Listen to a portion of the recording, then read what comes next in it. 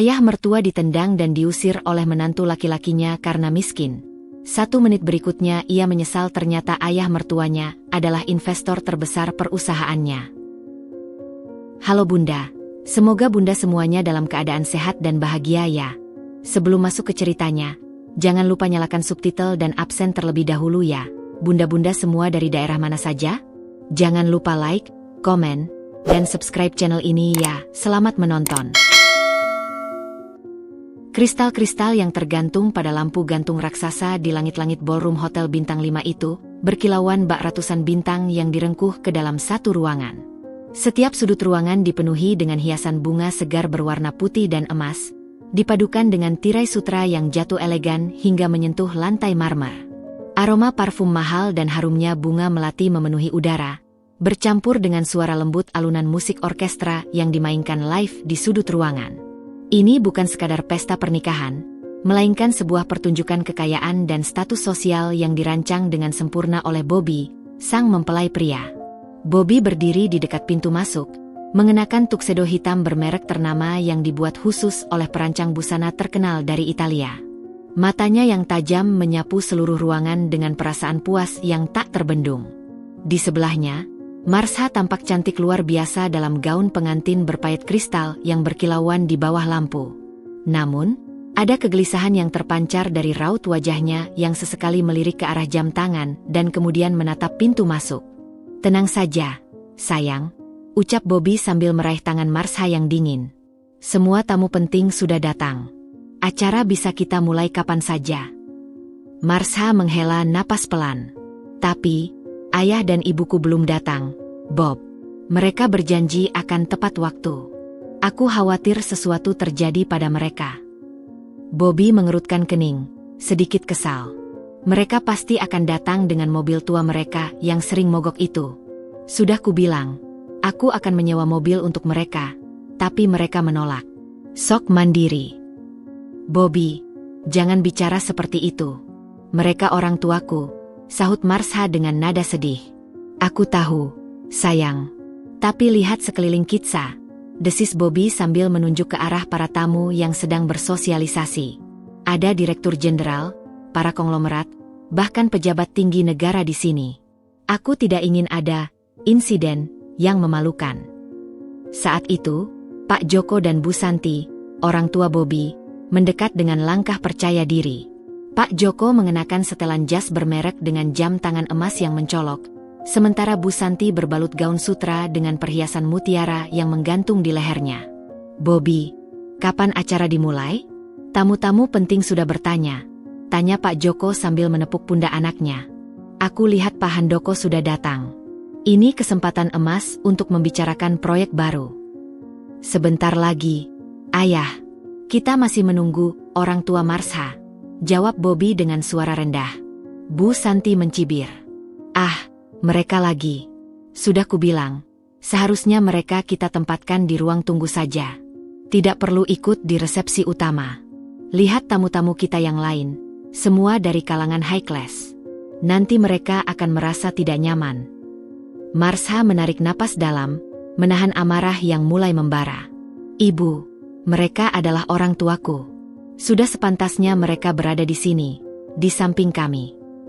Ya, kami tahu, sayang," sahut Bu Santi dengan nada merendahkan.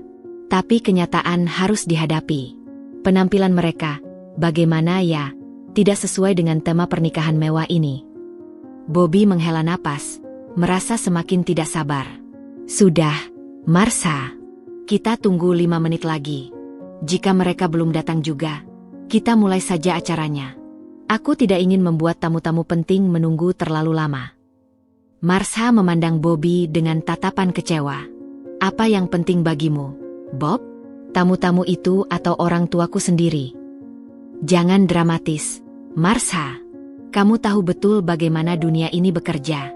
Reputasiku, reputasi perusahaan ayahku, semua dipertaruhkan di sini. Aku tidak ingin ada cerita-cerita miring yang beredar setelah pesta pernikahan kita," jawab Bobby dengan ketus. Saat itu, perbincangan mereka terhenti ketika seorang pramuniaga mendekat dengan segelas champagne. Bobby mengambilnya dan meneguk sedikit, mencoba menenangkan diri. Matanya kembali menjelajahi ruangan, memastikan segala sesuatunya sempurna. Tapi di balik senyum kepuasannya, ada kegelisahan yang tak terbendung. Ia berharap orang tua Marsha tidak datang dengan penampilan yang terlalu menyedihkan, atau lebih buruk lagi, tidak datang sama sekali. Kedua skenario itu sama-sama buruknya baginya. Lihat, itu Pak Handoko sedang melihat ke arah kita, bisik Pak Joko tiba-tiba. Dia pasti bertanya-tanya mengapa acara belum dimulai. Bobby, kita tidak bisa menunggu lebih lama lagi. Mulai saja acaranya.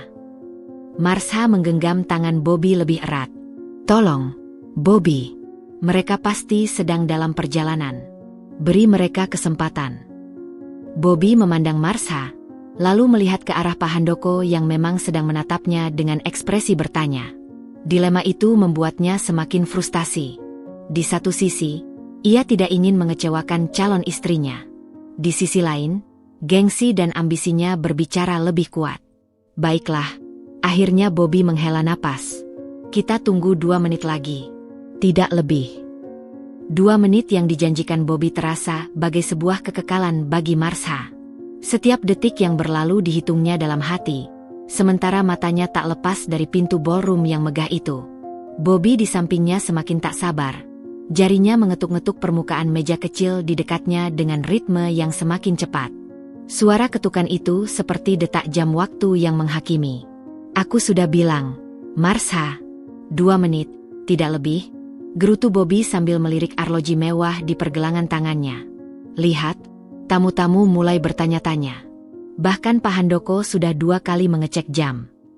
Bobby, mereka orang tuaku. Sedikit bersabarlah, pinta Marsha dengan suara bergetar. Tangannya menggenggam buket bunga pengantinnya hingga kepalanya agak memucat. Bu Santi yang berdiri tak jauh dari mereka mendekat dengan langkah tegas. Sudah, Bobby. Ini sudah memalukan. Mulai saja acaranya. Mungkin mereka tersesat di jalan. Atau mobil tua mereka mogok lagi. Ucapan terakhir diucapkan dengan nada sinis. Tiba-tiba, daun pintu ballroom yang besar itu terbuka. Semua mata tertuju ke arah sana, termasuk Bobby yang sudah siap memberi isyarat kepada MC untuk memulai acara. Namun yang muncul bukanlah pelayan atau tamu terhormat lainnya, melainkan sepasang orang tua dengan penampilan sederhana yang kontras dengan kemewahan sekeliling mereka. Pak Surip berdiri di sana dengan kemeja lengan panjang putih yang sudah agak memudar warnanya, tetapi masih terlihat bersih dan rapi. Celana kain hitamnya sedikit mengkilap di bagian lutut, menunjukkan bahwa ini adalah pakaian terbaik yang dimilikinya. Di sampingnya, Bu Minah dengan setia menyender, mengenakan kebaya sederhana dengan kain bawahan yang sudah beberapa kali dijahit kembali. Wajah mereka memancarkan kebahagiaan dan kebanggaan yang tulus, sama sekali tak menyadari tatapan sinis dan cibiran yang mulai bermunculan dari para tamu. Maafkan kami, Nak. Terlambat, ucap Pak Surip dengan suara hangat sambil mendekati pelaminan. Tangannya yang berurat dan berbekas kerja keras terulur, ingin menyentuh tangan Bobby. Mobil kami memang mogok di jalan. Harus menunggu bantuan. Bobby berdiri kaku, wajahnya memerah karena malu dan marah.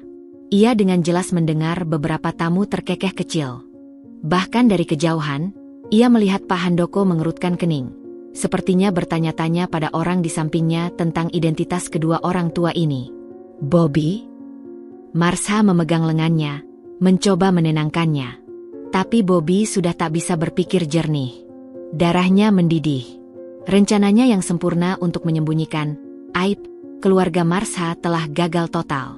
Di depan semua tamu penting, termasuk atasannya, calon mertuanya yang miskin itu berdiri dengan pakaian lusuh mereka. Ayah, Ibu. Sambut Marsha dengan suara gemetar, berusaha menutupi ketegangan. Kami senang kalian akhirnya datang. Bu Minah tersenyum lemah, matanya berkaca-kaca. Kau cantik sekali, sayang. Ia ingin memeluk putrinya, tapi ragu melihat ekspresi dingin di wajah Bobby dan orang tuanya. Pak Joko mendekat dengan langkah cepat. Surip, kenapa tidak pakai mobil yang lebih layak? Bisiknya dengan nada kesal. Lihat sekeliling, semua orang memperhatikan. Pak Surip tampak bingung. Kami sudah berusaha tepat waktu, Joko. Mogoknya di tol, susah cari bantuan. Sudah, Yang penting mereka datang, sahut Marsha cepat, mencoba meredakan situasi. Mari kita mulai acara. Tapi Bobby masih berdiri seperti patung. Matanya tak lepas dari baju sederhana Pak Surip yang kini terlihat sangat kontras dengan tuxedo mahalnya. Dalam pikirannya, hanya ada satu hal. Bagaimana cara mengeluarkan mereka dari sini secepat mungkin sebelum mempermalukannya lebih jauh. Bobby, desis Pak Joko. Apa yang akan kita lakukan? Pak Handoko terus menatap ke sini. Bu Santi menambah minyak ke api. Mereka merusak segalanya. Lihat, tamu-tamu mulai berbisik-bisik. Pak Surip dan Bu Minah masih berdiri dengan canggungnya, tersenyum nervous kepada tamu-tamu yang mereka tidak kenal. Mereka sama sekali tidak menyadari bahwa kehadiran mereka justru menjadi bahan pembicaraan yang memalukan bagi keluarga Bobby. Bobby, tolong, bisik Marsha dengan nada memohon. Senyum saja. Acuh mereka ke tempat duduk. Tapi Bobby sudah tidak bisa lagi berpura-pura. Kebanggaannya sebagai direktur muda sukses, reputasi keluarganya di kalangan elit, semuanya hancur berantakan di depan matanya. Dan semua ini karena kehadiran dua orang tua dengan pakaian sederhana yang tidak tahu diri. Akan kuselesaikan ini, gumam Bobby pada dirinya sendiri, dengan pandangan penuh amarah yang tak lagi bisa disembunyikan. Kegelisahan yang menggerogoti Bobby sejak kedatangan Pak Surip dan Bu Minah kini telah berubah menjadi amarah yang membara. Ia berdiri kaku di samping Marsha. Kedua tinjunya terkepal erat di samping tubuhnya. Suara gemerisik gaun sutra dan bisikan-bisikan halus para tamu seolah menggema di telinganya. Masing-masing tertawa mengejek, masing-masing menghakimi. Dalam pandangannya yang sudah dikaburkan oleh prasangka dan keangkuhan, setiap senyuman yang ditujukan padanya berubah menjadi cemoohan. Setiap anggukan kepala berubah menjadi gerakan mengutuk. Tenang, nak, bisik Pak Joko sambil menepuk punggung Bobby. Meski raut wajahnya sendiri mencerminkan kepanikan yang sama. Mereka cuma sebentar di sini. Setelah prosesi, kita bisa alihkan perhatian tamu. Namun, mata Pak Joko terus melirik ke arah Pak Handoko yang duduk di barisan paling depan. Seolah-olah setiap detik yang berlalu adalah kesempatan yang terbuang untuk menjilat sang direktur utama. Bu Santi mendekat dengan langkah cepat. Wajahnya berkerut seperti orang yang mencium bau busuk. Bobby, ini tidak bisa dibiarkan. Lihat mereka, desisnya, menunjuk ke arah Pak Surip dan Bu Minah yang sedang berbicara dengan salah satu pelayan. Mereka malah memesan minuman dari pelayan. Seolah-olah ini warung kopi, bukan pesta pernikahan eksklusif. Marsha menarik napas dalam, berusaha menenangkan diri. Ibu, tolong. Mereka hanya haus setelah perjalanan jauh. Biarkan mereka menikmati acara ini seperti tamu lainnya. Tamu? Sergah Bu Santi dengan suara berbisik tajam. Mereka bukan tamu, Marsha. Mereka aib berjalan. Lihat bagaimana mereka berdiri, cara mereka berbicara, bahkan cara mereka memegang gelas. Semuanya berteriak, kelas rendah. Bobby mengatupkan mata sejenak, menahan amarah yang hampir meledak. Ayah benar. Kita harus teruskan acara. Semakin cepat prosesi selesai, semakin cepat kita bisa menyingkirkan mereka. Kata-kata terakhir diucapkannya dengan getir. Saat itu, Pak Surip dan Bu Minah mendekat lagi, kali ini dengan 2 gelas jus di tangan mereka. Wajah mereka masih dipenuhi senyum bahagia. Sama sekali tak menyadari badai yang sedang mereka picu. Bobby, selamat ya, nak, ucap Pak Surip dengan tulus, mengulurkan tangan untuk bersalaman. Kami bangga sekali padamu. Marsha sering bercerita tentang kesuksesanmu di perusahaan. Bobby tidak menjawab, hanya menatap tangan yang diulurkan itu seolah-olah itu adalah seekor ular berbisa. Tangannya tetap terkunci di samping tubuhnya. Bu Minah mencoba mencairkan keadaan, menambahkan, tempatnya sangat bagus, Bobby. Pasti mahal ya? Kami tidak pernah membayangkan bisa diundang ke tempat seperti ini. Ya, jelas mahal, sahut Bu Santi dengan pedas sebelum Bobby bisa menjawab. Tapi tentu saja bagi keluarga kami, ini hal biasa. Kami terbiasa dengan standar tinggi. Marsha merasakan air mata mulai membentuk di sudut matanya. Ayah, ibu, mari kita duduk. Acara akan segera dimulai. Tapi Pak Surip masih belum menangkap isyarat tersebut. Matanya berbinar melihat dekorasi mewah di sekelilingnya.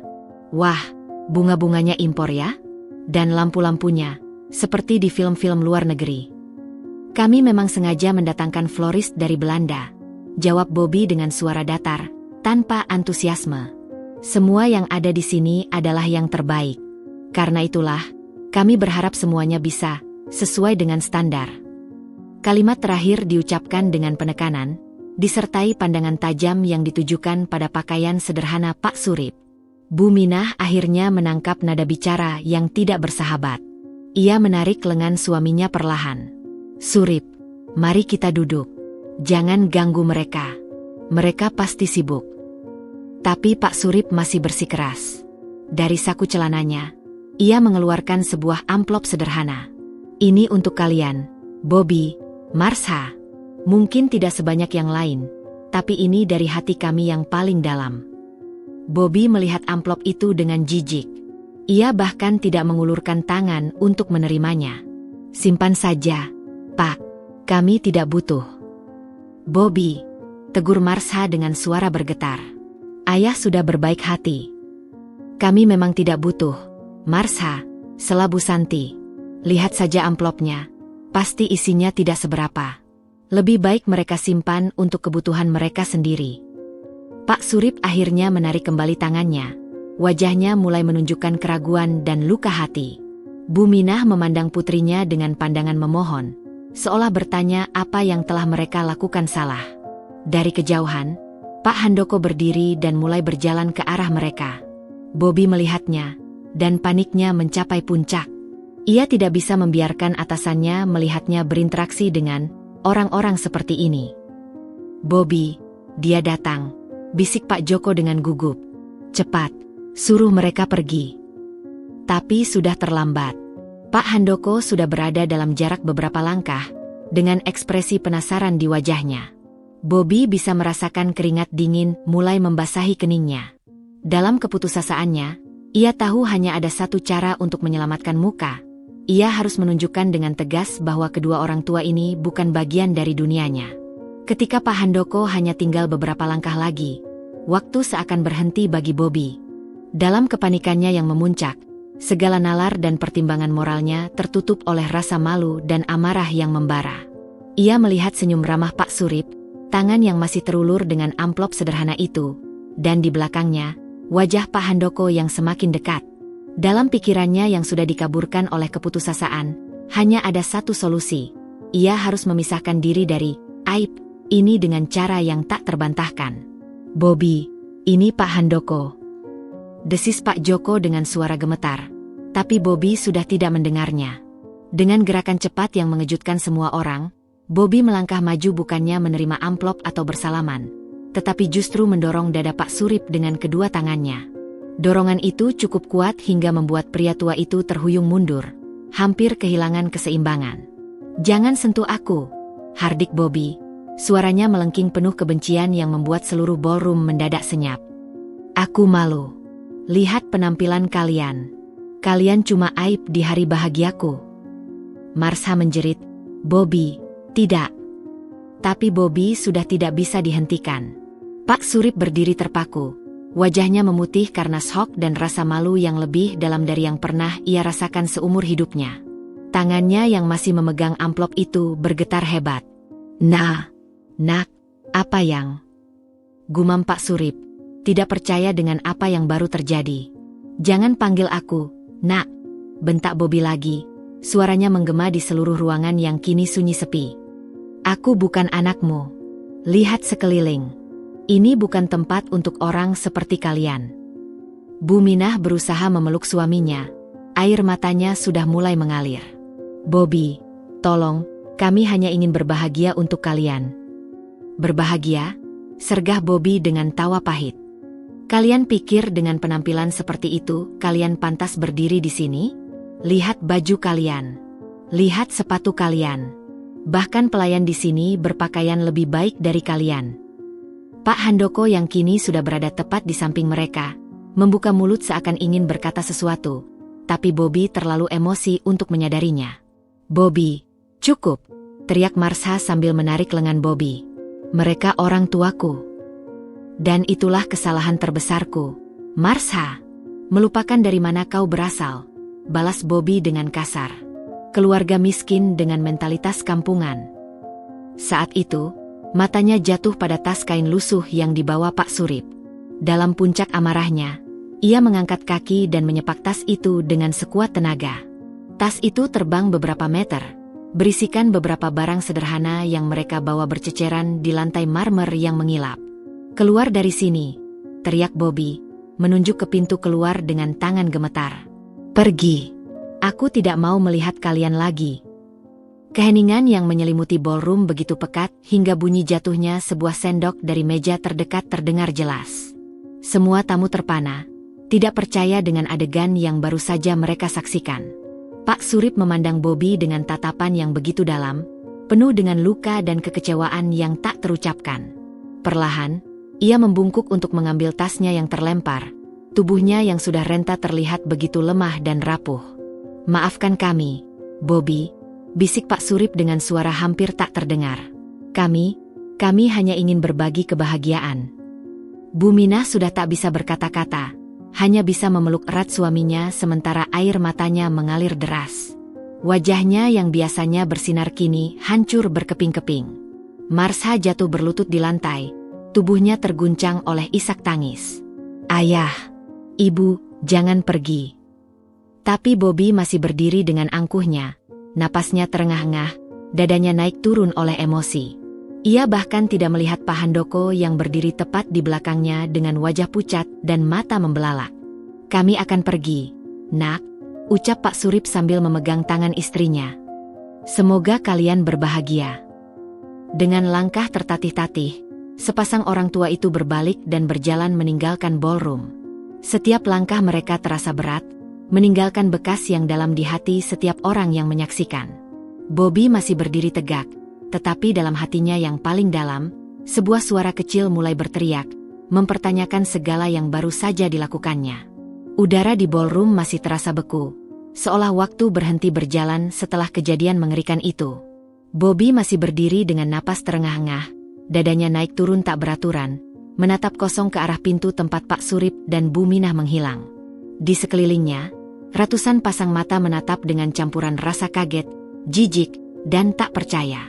Beberapa tamu bahkan sudah berdiri, seolah bersiap meninggalkan pesta yang kini berubah menjadi tontosan memalukan ini. Marsha masih terduduk di lantai, tubuhnya terguncang oleh isak tangis yang menyayat hati. Gaun pengantinnya yang mahal kini terkotori oleh air mata dan sedikit debu dari lantai. Tangannya yang berusaha meraih ke arah pintu kosong itu gemetar tak terkendali. "Bobby, bagaimana bisa kau?" bisiknya di sela-sela isakannya. Tapi Bobby tidak mendengarnya. Pikirannya masih dipenuhi oleh amarah dan rasa malu. Ia bahkan merasa lega melihat mereka pergi, meski ada suara kecil di kepalanya yang berteriak bahwa ini salah. Pak Joko dan Bu Santi mendekat dengan wajah pucat. "Bobby, apa yang kau lakukan?" desis Pak Joko. "Memang mereka tidak pantas, tapi tidak perlu sekeras itu." Bu Santi, meski awalnya mendukung sikap Bobby, kini tampak gugup. "Lihat tamu-tamu kita, mereka semua terdiam." Belum sempat Bobby merespons, tiba-tiba seseorang muncul di sampingnya. Pak Handoko, direktur utama perusahaan tempat Bobby bekerja, berdiri dengan wajah sebening es. Matanya yang biasanya ramah kini memancarkan kilatan kemarahan yang dingin. "Bobby," suara Pak Handoko memotong tegangan di udara, datar namun penuh daya ancam. "Apa yang baru saja terjadi di sini?" Bobby berusaha tersenyum, mencoba menormalkan situasi. "Ah, itu bukan apa-apa, Pak Direktur. Cuma sedikit masalah keluarga. Silakan kembali ke tempat duduk, acara akan segera kita mulai." Tapi Pak Handoko tidak bergerak. Wajahnya justru semakin berkerut. "Bobby, siapa pria dan wanita tua yang baru saja kau perlakukan seperti sampah itu?" Bobby tertawa kecil, nervous. "Itu, sebenarnya orang tua Marsha, Pak. Tapi mereka, bagaimana ya? Agak tidak mengerti tata krama di acara seperti ini. Sudah saya bilang dari dulu, mereka dari kalangan bawah." Marsha mendongak dari posisinya di lantai, matanya merah bengkak. "Bobby, jangan." Tapi Bobby mengabaikannya. Mereka pikir ini pesta kampung. Pak, bisa datang dengan pakaian seadanya, membawa tas compang-camping.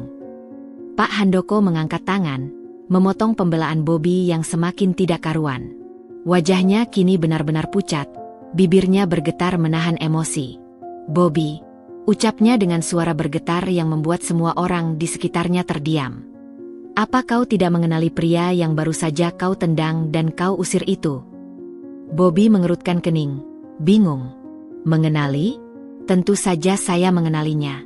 Dia calon mertua saya, yang tidak tahu diri. Pak Handoko menggeleng perlahan. Tatapannya penuh dengan rasa tidak percaya dan kekecewaan yang mendalam. Bobby, itu adalah Pak Surip, investor terbesar dan pemilik saham utama perusahaan kita. Dialah yang mendanai 70% operasional perusahaan selama 5 tahun terakhir. Seketika itu juga, seluruh ballroom seolah berputar bagi Bobby. Kakinya terasa lemas, lututnya hampir tidak mampu menahan tubuhnya. Apa? Tidak mungkin itu tidak mungkin. Tidak mungkin, sergah Pak Handoko, suaranya kini meninggi. Selama ini Pak Surip memilih untuk tetap low profile dan anonim. Hanya beberapa orang di jajaran direksi yang tahu identitas aslinya. Aku di sini pun karena diundang khusus oleh beliau. Pak Joko tersandung mundur. Wajahnya sama pucatnya dengan Bobby. Surip, yang selama ini kita dengar sebagai investor misterius itu, adalah Surip yang kita kenal. Bu Santi memegangi dadanya, napasnya tersengal-sengal. Tidak mungkin mereka hidup begitu sederhana, mobil tua. Pak Handoko tertawa getir. Kalian ini orang-orang dangkal. Pak Surip adalah salah satu konglomerat terkaya di negeri ini. Tapi dia memilih hidup sederhana. Dan kalian mengusirnya seperti pengemis. Bobby kini benar-benar jatuh berlutut, persis di posisi Marsha tadi. Tangannya gemetar tak terkendali, keringat dingin membasahi seluruh tubuhnya. Tapi dia tidak pernah bilang, dia sedang menguji kalian, Bobby. Potong Pak Handoko dengan suara keras yang bergema. Dia ingin tahu apakah kalian menerima Marsha dan keluarganya apa adanya. Dan hari ini kau membuktikan sendiri bahwa kau hanya mencintai penampilan dan uang. Marsha berdiri perlahan. Wajahnya penuh dengan air mata tapi kini ada kekuatan baru di matanya. Aku sudah mencoba memberitahumu, Bobby. Tapi kau terlalu buta oleh kesombonganmu sendiri. Pak Handoko mengeluarkan telepon dari saku jasnya. Dengan ini, aku nyatakan kamu dipecat, Bobby. Effective immediately. Dan perusahaan ayahmu, semua investasi Pak Surip akan ditarik. Bersiaplah menghadapi kebangkrutan. Dengan langkah tegas, Pak Handoko berbalik dan berjalan meninggalkan ballroom, mengikuti jejak Pak Surip. Satu persatu tamu undangan mulai berdiri dan pergi. Beberapa melempar tatapan menghina ke arah keluarga Bobby yang kini hancur berantakan. Bobby masih terduduk di lantai, tak mampu bergerak. Kata-kata terakhir Pak Handoko masih bergema di telinganya. Dalam 1 menit, ia telah kehilangan segalanya. Calon istrinya, pekerjaannya, reputasinya, dan masa depannya. Semua karena kesombongan dan prasangkanya yang buta. Bobby, apa yang telah kau lakukan? Ratap Pak Joko. Tubuhnya yang biasanya tegak kini membungkuk lesu. Tapi Bobby tidak bisa menjawab. Ia hanya bisa menatap kosong ke arah pintu, di mana kebenaran yang menghancurkan hidupnya baru saja pergi meninggalkannya untuk selamanya. Malam itu, ballroom yang megah telah berubah menjadi ruang yang hampa dan menyedihkan. Hanya tersisa keluarga Bobby dan beberapa pekerja hotel yang membersihkan sisa-sisa pesta yang gagal total. Bunga-bunga impor yang mahal masih memenuhi ruangan, tapi seakan mengejek dengan keindahannya yang tak lagi berarti. Lampu kristal masih berkilauan, tapi cahayanya kini menerangi wajah-wajah yang hancur. Bobby masih duduk di tangga pelaminan, tuxedo mahalnya yang sempurna kini kusut. Kedua tangannya memegangi kepala yang terasa mau pecah. Ia tidak peduli dengan air mata yang mengalir deras di pipinya. Di sekelilingnya, Pak Joko dan Bu Santi berdebat dengan suara tinggi yang memenuhi ruangan kosong. Ini semua salahmu, hardik Bu Santi pada suaminya. Kau yang selalu mendidik Bobby untuk memandang rendah orang lain. Aku? Balas Pak Joko dengan mata melotot. Kau yang selalu memamerkan kekayaan kita. Kau yang bilang keluarga Marsha tidak pantas. Bobby mengangkat kepala, suaranya serak. Tolong, berhenti. Ini salahku. Seluruhnya salahku. Saat itu, telepon Bobby bergetar di saku. Dengan tangan gemetar, ia mengeluarkannya dan melihat nama Marsha berkedip di layar. Jantungnya berdebar kencang. Mungkin ada harapan. Mungkin Marsha mau memaafkannya. Marsha? Ia menjawab dengan suara bergetar penuh harap. Suara Marsha di seberang dingin dan datar, sangat berbeda dengan nada hangat yang biasa ia gunakan. Aku hanya menelepon untuk menyampaikan beberapa hal. Bobby. Pertama, pertunangan kita resmi berakhir. Tunggu, Marsha, tolong. Dengarkan aku, potong Marsha dengan tegas. Ayahku memang sengaja menguji ketulusanmu, Bobby. Setelah kita pacaran, dia selalu curiga bahwa kau hanya mencintaiku karena penampilan dan latar belakang keluargaku yang terlihat sederhana. Bobby menarik napas dalam. Tapi kenapa tidak bilang saja? Kenapa harus pakai cara seperti ini? Karena ayah ingin melihat siapa dirimu yang sebenarnya, jawab Marsha, suaranya mulai bergetar. Dan hari ini, kau membuktikan sendiri bahwa kecurigaannya benar. Kau hanya mencintaiku untuk gengsi dan penampilan. Tidak, Marsha, aku mencintaimu. Aku bersumpah. Benarkah? Tantang Marsha dengan nada pedih. Lalu kenapa kau malu dengan orang tuaku? Kenapa kau selalu berusaha menyembunyikan mereka dari teman-temanmu? Kenapa kau menolak ketika aku mengajak makan malam sederhana di rumah orang tuaku? Bobby terdiam, tak mampu menjawab. Kau tahu, Bobby, lanjut Marsha, suaranya semakin bergetar. Ayah sebenarnya sudah mempersiapkan hadiah pernikahan yang sangat spesial untuk kita. Dia akan menyerahkan 30% saham perusahaannya padamu sebagai modal untuk mengembangkan bisnis barumu. Bobby memejamkan mata, rasa sesak di dadanya semakin menjadi. Aku tidak tahu. Tentu saja kau tidak tahu, sergah Marsha. Karena kau terlalu sibuk menilai orang dari penampilan luarnya. Kau terlalu buta dengan kesombonganmu sendiri. Marsha, tolong beri aku kesempatan untuk memperbaiki semuanya, pinta Bobby dengan putus asa. Sudah terlambat, Bobby. Ayahku bukan hanya investor di perusahaanmu. Dia juga pemegang saham utama di 3 perusahaan milik ayahmu. Besok pagi, semua investasinya akan ditarik. Bu Santi yang mendengar percakapan itu menjerit kecil, lalu jatuh terduduk di kursi. Tidak.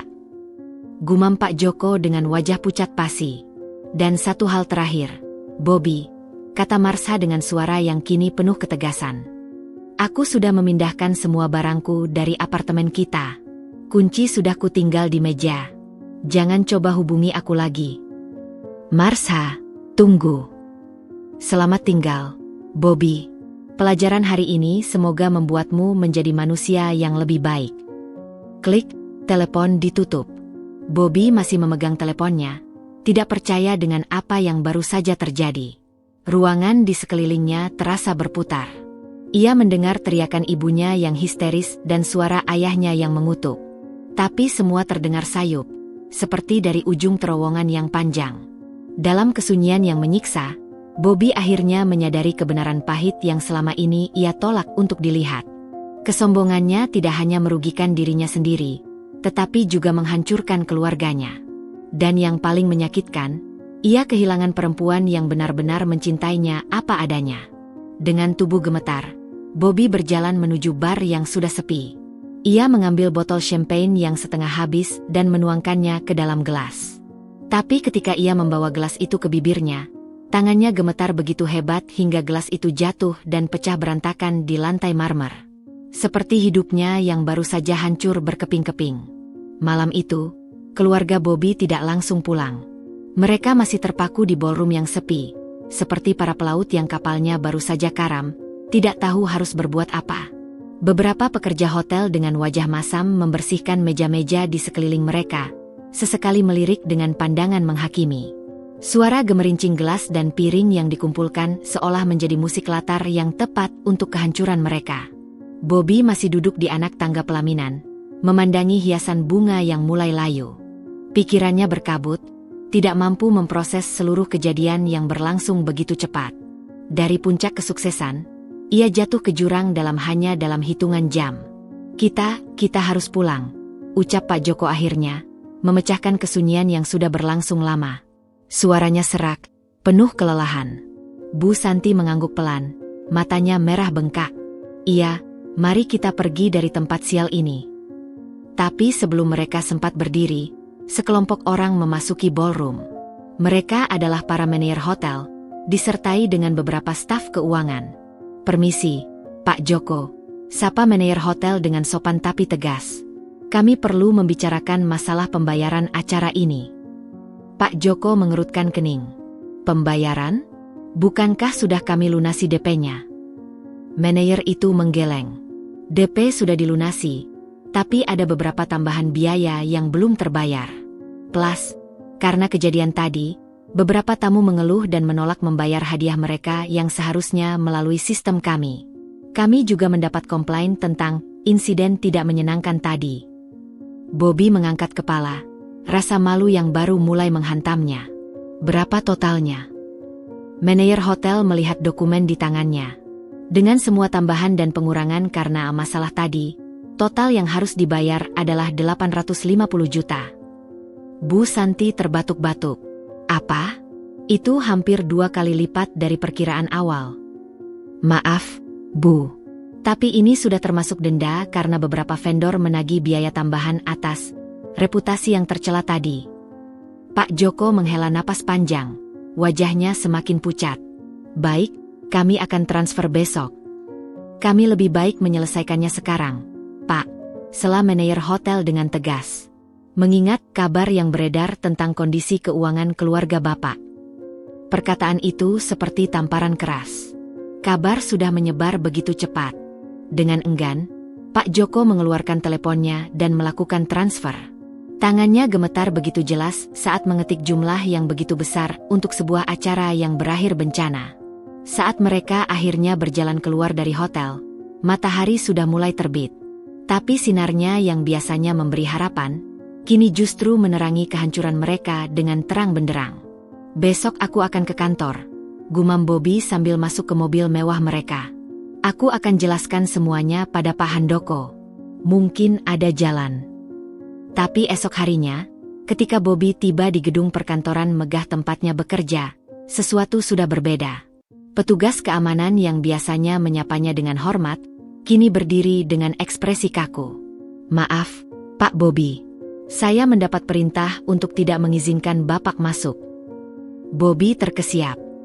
Apa? Ini pasti salah paham. Aku adalah direktur pemasaran di sini. Petugas itu menggeleng. Saya hanya menjalankan perintah, Pak. Bapak sudah tidak bekerja di sini lagi. Saat itu, Bobby melihat sekretarisnya sedang turun dengan membawa kardus berisi barang-barang pribadinya.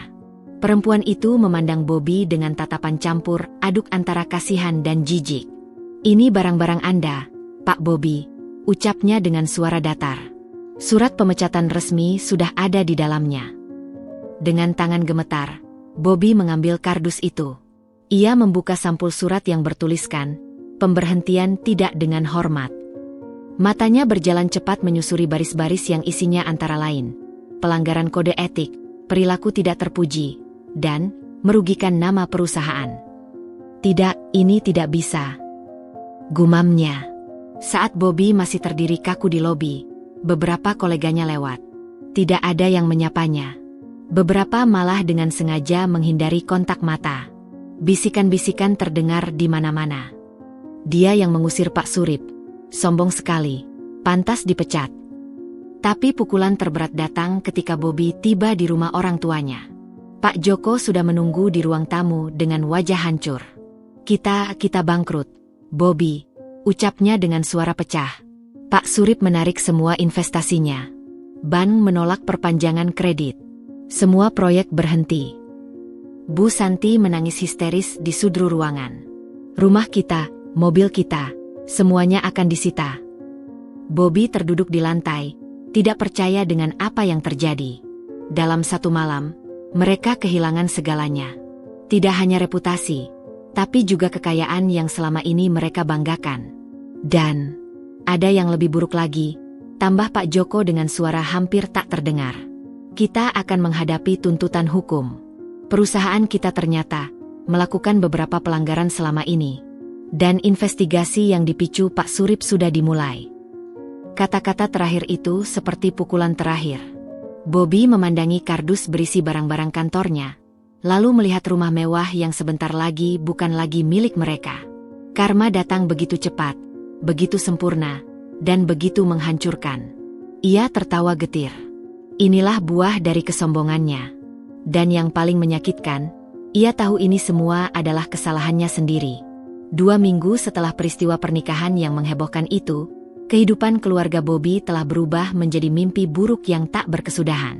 Rumah megah seluas 800 meter persegi di kawasan elit yang dulu menjadi kebanggaan mereka, kini berdiri kosong dan sunyi. Semua perabotan mewah, lukisan-lukisan bernilai ratusan juta, bahkan koleksi barang antik Bu Santi telah disita oleh kreditur. Yang tersisa hanyalah ruangan-ruangan luas dengan dinding marmer yang sepi, dan lantai parket yang menggemakan setiap langkah kaki. Bobby berdiri di tengah ruang tamu yang kini kosong melompong, mengenang bagaimana dulu ruangan ini selalu dipenuhi tawa para tamu yang datang bersilaturahmi. Sekarang, hanya ada keheningan yang menyayat hati. "Bobby, ayo kita pergi," ucap Pak Joko dari pintu depan. Suaranya terdengar tua dan lelah, sangat berbeda dengan nada tegas yang biasa ia gunakan. Mobil pindahan sudah menunggu. Dengan langkah gontai, Bobby mengikuti ayahnya keluar dari rumah yang telah mereka tinggali selama 15 tahun terakhir. Bu Santi sudah menunggu di dalam mobil pickup tua yang mereka sewa. Wajahnya tertutup kerudung gelap untuk menyembunyikan air mata yang tak henti mengalir. Perjalanan menuju rumah kontrakan baru mereka terasa panjang dan menyiksa. Mereka melewati jalan-jalan mewah di mana dulu mereka biasa bersosialisasi, dan kini harus pindah ke kawasan yang jauh lebih sederhana di pinggiran kota. Setidaknya, rumah kontrakannya masih lumayan. Bisik Bu Santi mencoba menghibur diri, tapi suaranya pecah. Rumah kontrakan yang mereka tuju ternyata jauh dari kata lumayan. Sebuah rumah Type 36 di gang sempat, dengan cat yang mengelupas di beberapa bagian. Interiornya gelap dan pengap, sangat kontras dengan rumah megah mereka sebelumnya. "Kita harus tinggal di sini," desis Bu Santi dengan suara bergetar, matanya memandang sekeliling dengan jijik. Pak Joko menghela napas berat. "Ini yang bisa kita afford sekarang, Santi. Uang yang tersisa hanya cukup untuk hidup sederhana beberapa bulan ke depan." Saat mereka mulai membawa barang-barang sederhana yang berhasil mereka selamatkan, tetangga-tetangga mulai berkerumun, berbisik-bisik dengan penasaran. Beberapa bahkan tidak menyembunyikan cibirannya. "Lihat itu, keluarga kaya yang jatuh miskin," bisik seorang wanita parubaya dengan suara keras sengaja. Dengar-dengar karena sombong, mengusir mertua sendiri di pesta pernikahan, tambah tetangga lainnya. Bobby menunduk, rasa malu yang teramat dalam menghunjam jantungnya. Ia cepat-cepat masuk ke dalam rumah, berusaha menghindari tatapan dan bisikan yang menyakitkan itu. Hari pertama mereka di rumah kontrakan itu berlangsung dengan suram. Tanpa asisten rumah tangga, Bu Santi harus memasak untuk keluarganya sendiri untuk pertama kalinya dalam 20 tahun terakhir. Pak Joko mencoba memperbaiki keran yang bocor dengan tangannya sendiri, sesuatu yang tidak pernah ia lakukan seumur hidupnya. "Makan malam sudah siap," ucap Bu Santi dengan suara lemah, menatap nasi dan lauk pauk sederhana di atas meja kayu tua. Mereka makan dalam keheningan. Suara sendok yang berdenting di piring melamin murah semakin menegaskan betapa jatuhnya mereka. "Besok aku akan coba cari pekerjaan," gumam Bobby tiba-tiba, memecah kesunyian. Pak Joko mengangguk pelan. "Aku juga. Meski usiaku sudah tidak muda, harus ada yang mau menerimaku." Tapi kenyataan ternyata lebih pahit dari yang mereka bayangkan. Keesokan harinya, Bobby mulai melamar ke berbagai perusahaan. Namun setiap kali mereka mengetahui latar belakangnya, pintu langsung tertutup. "Maaf, Pak Bobby. Perusahaan kami tidak bisa menerima Anda," ucap seorang HRD dengan nada menolak. "Kami butuh seseorang dengan reputasi yang baik," kata HRD perusahaan lainnya dengan diplomatis. Setelah seminggu ditolak di mana-mana, Bobby akhirnya mendapat pekerjaan. menjadi office boy di sebuah perusahaan kecil. Gajinya hanya 1/50 dari gajinya yang dulu. Pukulan terberat datang ketika ia harus menyeduh kopi untuk direktur perusahaan barunya, yang ternyata adalah mantan bawahannya di perusahaan lama. Pria itu menyeringai sinis saat Bobby menaruh cangkir kopi di mejanya. Dulu kau yang menyuruh-nyuruhku, sekarang kau yang melayaniku. Dunia memang berputar, ya, Bobby. Bobby hanya bisa menunduk, menelan ludah pahit yang naik ke kerongkongannya. Karma memang datang dengan sempurna, menghancurkannya sedikit demi sedikit setiap hari. Dan yang paling menyakitkan, ia tahu semua ini adalah buah dari kesombongannya sendiri. Pukul 4.30 pagi, alarm murah di samping tempat tidur Bobby berbunyi nyaring, memecah kesunyian kamar kontrakan yang sempit. Dengan mata yang masih berat, ia bangun dari kasur lipat yang membuat punggungnya pegal-pegal setiap pagi. Udara dingin menusuk tulang masuk dari celah-celah jendela yang tidak tertutup rapat. Ini adalah rutinitas barunya, sangat berbeda dengan kehidupan mewah yang ia jalani sebelumnya. Setelah mandi cepat dengan air yang kadang tidak panas, Bobby mengenakan seragam office boy berwarna biru tua yang sudah agak lusuh. Seragam itu terasa kasar di kulitnya yang terbiasa dengan kain-kain bermerek mahal. Di cermin kamar mandi yang buram, ia memandangi bayangannya sendiri, seorang Bobby yang tak lagi dikenalnya. "Ingat, Bobby, kamu harus rendah hati sekarang," gumamnya pada bayangannya sendiri, mencoba memompa semangat. Di ruang makan kecil, Bu Santi sudah menyiapkan sarapan sederhana, nasi putih dengan telur dadar dan sedikit sambal. Wajah ibunya masih memancarkan kesedihan yang dalam, tapi kini sudah mulai menerima kenyataan pahit mereka. "Jangan lupa bawa bekal, nak," ucap Bu Santi sambil menyerahkan kotak makan sederhana. "Makan di luar mahal." Bobby mengangguk, mengambil kotak makan itu dengan perasaan campur aduk. Dulu, ia biasa menghabiskan jutaan rupiah untuk sekali makan siang di restoran mewah.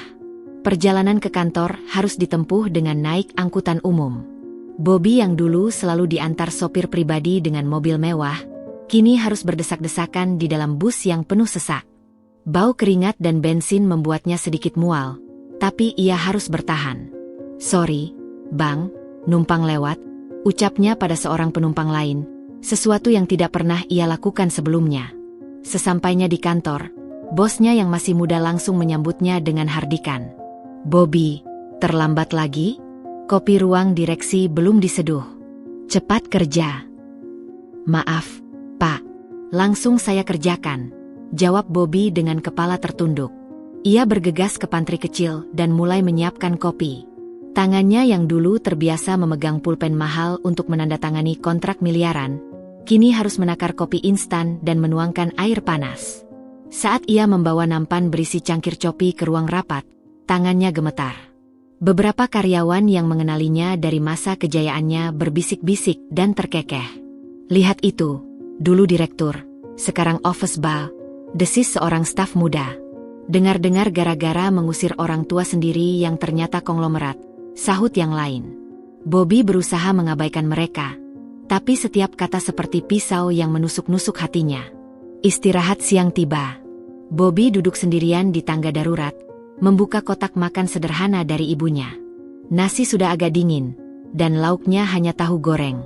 Ia memandangi makanannya, lalu teringat bagaimana dulu ia sering membuang makanan dari restoran bintang 5 karena tidak sesuai selera. "Masih ada yang bisa makan. Syukurlah," gumamnya sendiri, mencoba bersyukur. Sore hari, tugasnya membersihkan seluruh lantai 3.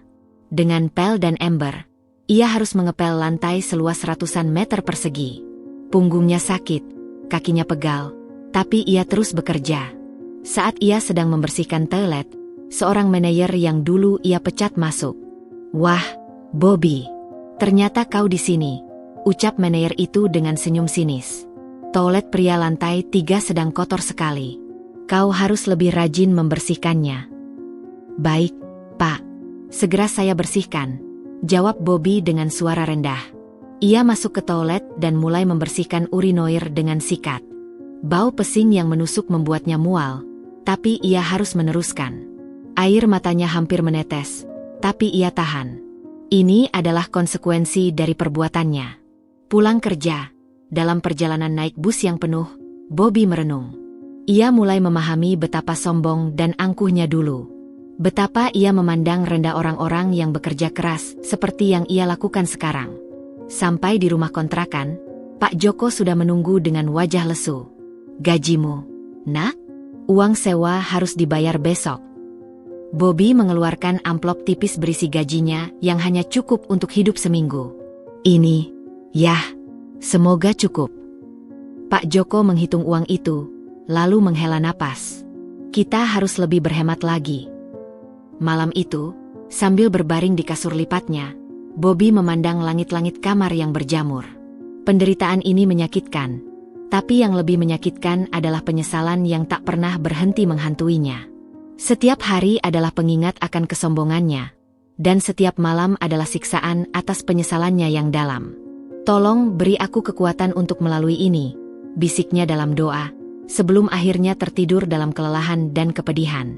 Malam semakin larut, tetapi Bobby masih terbaring terjaga di atas kasur lipatnya yang keras. Bayangan-bayangan dari masa lalu terus menghantuinya, bergantian dengan kenangan akan kejadian mengerikan di pesta pernikahannya. Setiap kali ia memejamkan mata, ia melihat kembali wajah terluka Pak Surip, air mata Buminah, dan pandangan hancur Marsha. "Dulu, aku seperti apa?" gumamnya dalam kegelapan. Ia teringat bagaimana 3 tahun lalu, ketika pertama kali bertemu Marsha di sebuah galeri seni. Saat itu, Marsha sedang membantu orang tuanya mengatur pameran lukisan sederhana. Bobby tertarik dengan kecantikan dan keramahannya, tapi langsung kehilangan minat ketika tahu orang tua Marsha hanya pedagang kecil. "Kenapa aku tidak melihat siapa mereka sebenarnya?" desisnya pada diri sendiri. Pikiran itu membawanya pada kenangan lain. Beberapa bulan setelah mereka pacaran, Pak Surip pernah mengajaknya makan malam di warung tenda sederhana. Bobby dengan sombong menolak, mengajak mereka ke restoran mewah dan dengan pongah membayar semuanya. "Lihat, Nak, tidak perlu yang mewah-mewah. Yang penting kebersamaan," ucap Pak Surip saat itu. Tapi Bobby hanya tertawa kecil. "Ah, tidak apa-apa, Pak. Saya terbiasa dengan standar yang tinggi." Sekarang, di kamar kontrakannya yang pengap, kata-kata itu kembali menghantamnya seperti pukulan.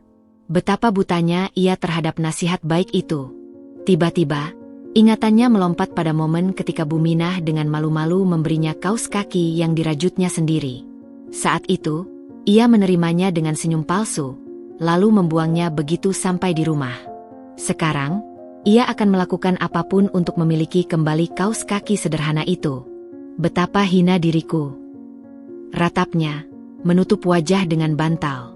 Pukul 2 pagi, Bobby masih terbangun. Keringat dingin membasahi tubuhnya.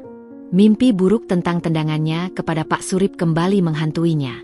Dalam mimpinya, ia bukan hanya menendang tas, tapi menyepak tubuh renta Pak Surip hingga terjatuh. Terdengar suara jeritan Marsha yang memekakkan telinga. "Tidak!" teriaknya dalam mimpi, hingga membuatnya terbangun terengah-engah. Dengan gemetar, ia menyalakan lampu kecil dan mengambil buku catatan tua. Ia mulai menulis kata-kata yang selama ini terpendam di hatinya. "Pak Surip, Buminah, Marsha, maafkan aku. Aku sudah menyadari semua kesalahanku. Aku terlalu buta oleh kesombongan dan gengsi. Aku menilai kalian dari penampilan luar, tidak dari hati." Tapi ia merobek halaman itu. Kata-kata terasa hambar, tidak cukup untuk mengungkap penyesalannya yang dalam. Pukul 4 pagi, Bobby memutuskan untuk berjalan keluar rumah. Udara pagi yang dingin menyapu wajahnya saat ia duduk di bangku taman dekat rumah kontrakannya. Seorang pemulung tua lewat, mendorong gerobak penuh dengan barang rongsokan. "Dulu, aku memandang rendah orang seperti dia," gumam Bobby pada diri sendiri. "Tapi sekarang, aku sadar mereka lebih mulia daripadaku. Mereka bekerja keras tanpa menindas siapapun." Matahari mulai terbit, menerangi jalanan yang masih sepi. Bobby berjalan tanpa tujuan, hingga tanpa sadar ia sampai di depan gedung apartemen mewah tempat dulu ia dan Marsha tinggal. Ia memandang ke atas, ke lantai di mana mereka pernah berbagi mimpi dan rencana. "Marsha, aku benar-benar mencintaimu," bisiknya. Tapi cintaku ternyata kotor, tercampur dengan kesombongan dan keangkuhan. Seorang satpam mendekat, mengenalinya. "Pak Bobby?" Silakan pergi dari sini. Nona Marsha sudah tidak tinggal di sini. Di mana dia sekarang? Tanya Bobby dengan penuh harap. Satpam itu menggeleng. Saya tidak bisa memberitahu. Tapi dia meninggalkan pesan. Jangan cari dia lagi. Pukul 7 pagi, Bobby tiba di halte bus, bersiap untuk pergi kerja. Di dalam bus yang penuh, ia memandangi para penumpang lainnya. Pekerja pabrik, office beau seperti dirinya, ibu-ibu dengan anak kecil. Untuk pertama kalinya, ia melihat mereka sebagai sesama manusia, bukan sebagai orang rendahan. Saya dulu benar-benar monster, gumamnya dalam hati. Sepanjang perjalanan, ia terus merenung. Kesombongannya tidak hanya merugikan dirinya sendiri, tapi juga menghancurkan orang tuanya, melukai hati orang-orang yang tulus mencintainya, dan merusak masa depannya sendiri. Sampai di kantor, ia langsung disambut bentakan bosnya. Bobby, kamu terlambat lagi. Lap semua jendela di lantai 1 sampai 5. Baik, Pak. Maaf, Pak. Jawab Bobby dengan rendah hati. Saat ia membersihkan jendela, ia melihat bayangannya sendiri yang terpantul. Wajah yang dulu selalu percaya diri kini dipenuhi penyesalan dan kepedihan. Tapi dalam mata itu, ada sesuatu yang baru, sebuah pencerahan, sebuah kesadaran yang datang terlambat. Malam itu, sebelum tidur, Bobby berlutut di samping kasurnya. Tuhan, aku menerima semua ini sebagai pelajaran. Aku bersyukur masih diberi kesempatan untuk bernapas, untuk memperbaiki diri. Tolong beri kekuatan pada Pak Surip, Bu Minah, dan Marsha. Mereka pantas mendapatkan kebahagiaan. Ia pun tertidur dengan air mata yang masih membasahi pipinya. Tapi untuk pertama kalinya sejak kejatuhannya, ada sedikit kedamaian dalam hatinya. Penyesalan itu memang pedih. Tapi kini ia mulai belajar menerimanya sebagai bagian dari proses menjadi manusia yang lebih baik. 3 bulan telah berlalu sejak Bobby mulai bekerja sebagai office beau. Musim hujan tiba, membawa hawa lembab dan dingin yang merambat hingga ke tulang. Pagi itu, hujan deras mengguyur kota sejak subuh, membuat atap seng rumah kontrakannya berdentam-dentam keras. Bobby terbangun lebih awal, mengetahui bahwa perjalanan ke kantor akan lebih sulit hari ini. Bobby, pakai jas hujan ini, ucap Bu Santi sambil menyodokkan jas hujan plastik berwarna biru tua yang sudah beberapa kali ditambal. Hujan deras sekali. Bobby memandangi jas hujan itu sebentar. Dulu, ia memiliki koleksi jas hujan bermerek yang harganya bisa untuk makan keluarganya selama sebulan. Kini, ia harus bersyukur masih memiliki pelindung dari hujan. Iya, Bu. Terima kasih, katanya sambil mengambil jas hujan itu. Perjalanan dengan angkot pagi itu benar-benar ujian kesabaran. Bobby harus menunggu hampir 45 menit di halte yang bocor sebelum akhirnya mendapatkan angkot. Bajunya sudah setengah basah meski memakai jas hujan, karena air hujan merembes dari tambalan-tambalan yang sudah usang. Sesampainya di kantor, ia sudah terlambat 15 menit. Bosnya, Pak Rudi, sudah menunggu dengan muka masam di depan pintu. Bobby, jam berapa ini? Hardik Pak Rudi, tangan menunjuk arloji di pergelangannya. Kau pikir ini pesta dansa? Bisa datang semaunya. Maaf, Pak. Hujan deras dan angkot susah. Diam, potong Pak Rudi. Alasan? Hari ini kau harus membersihkan semua toilet di 5 lantai. Dan aku ingin melihat pantulanku di lantainya. Paham? Baik, Pak. Jawab Bobby dengan kepala tertunduk. Ia segera menuju gudang cleaning service untuk mengambil peralatan. Saat sedang mengambil ember dan pel, seorang karyawan wanita muda yang biasa disapanya dengan ramah, Maya, mendekatinya. Pak Bobby, tadi ada tamu dari perusahaan lama Bapak. Mereka sedang rapat di lantai 4, bisik Maya. Mungkin lebih baik Bapak hindari lantai 4 hari ini. Bobby mengangguk berterima kasih. Terima kasih, Maya. Tapi aku harus membersihkan semua lantai, termasuk lantai 4. Dengan perasaan was-was, Bobby mulai bekerja dari lantai 1. Saat ia sampai di lantai 4 dan mendorong troli pembersihnya, ia mendengar suara-suara yang familiar.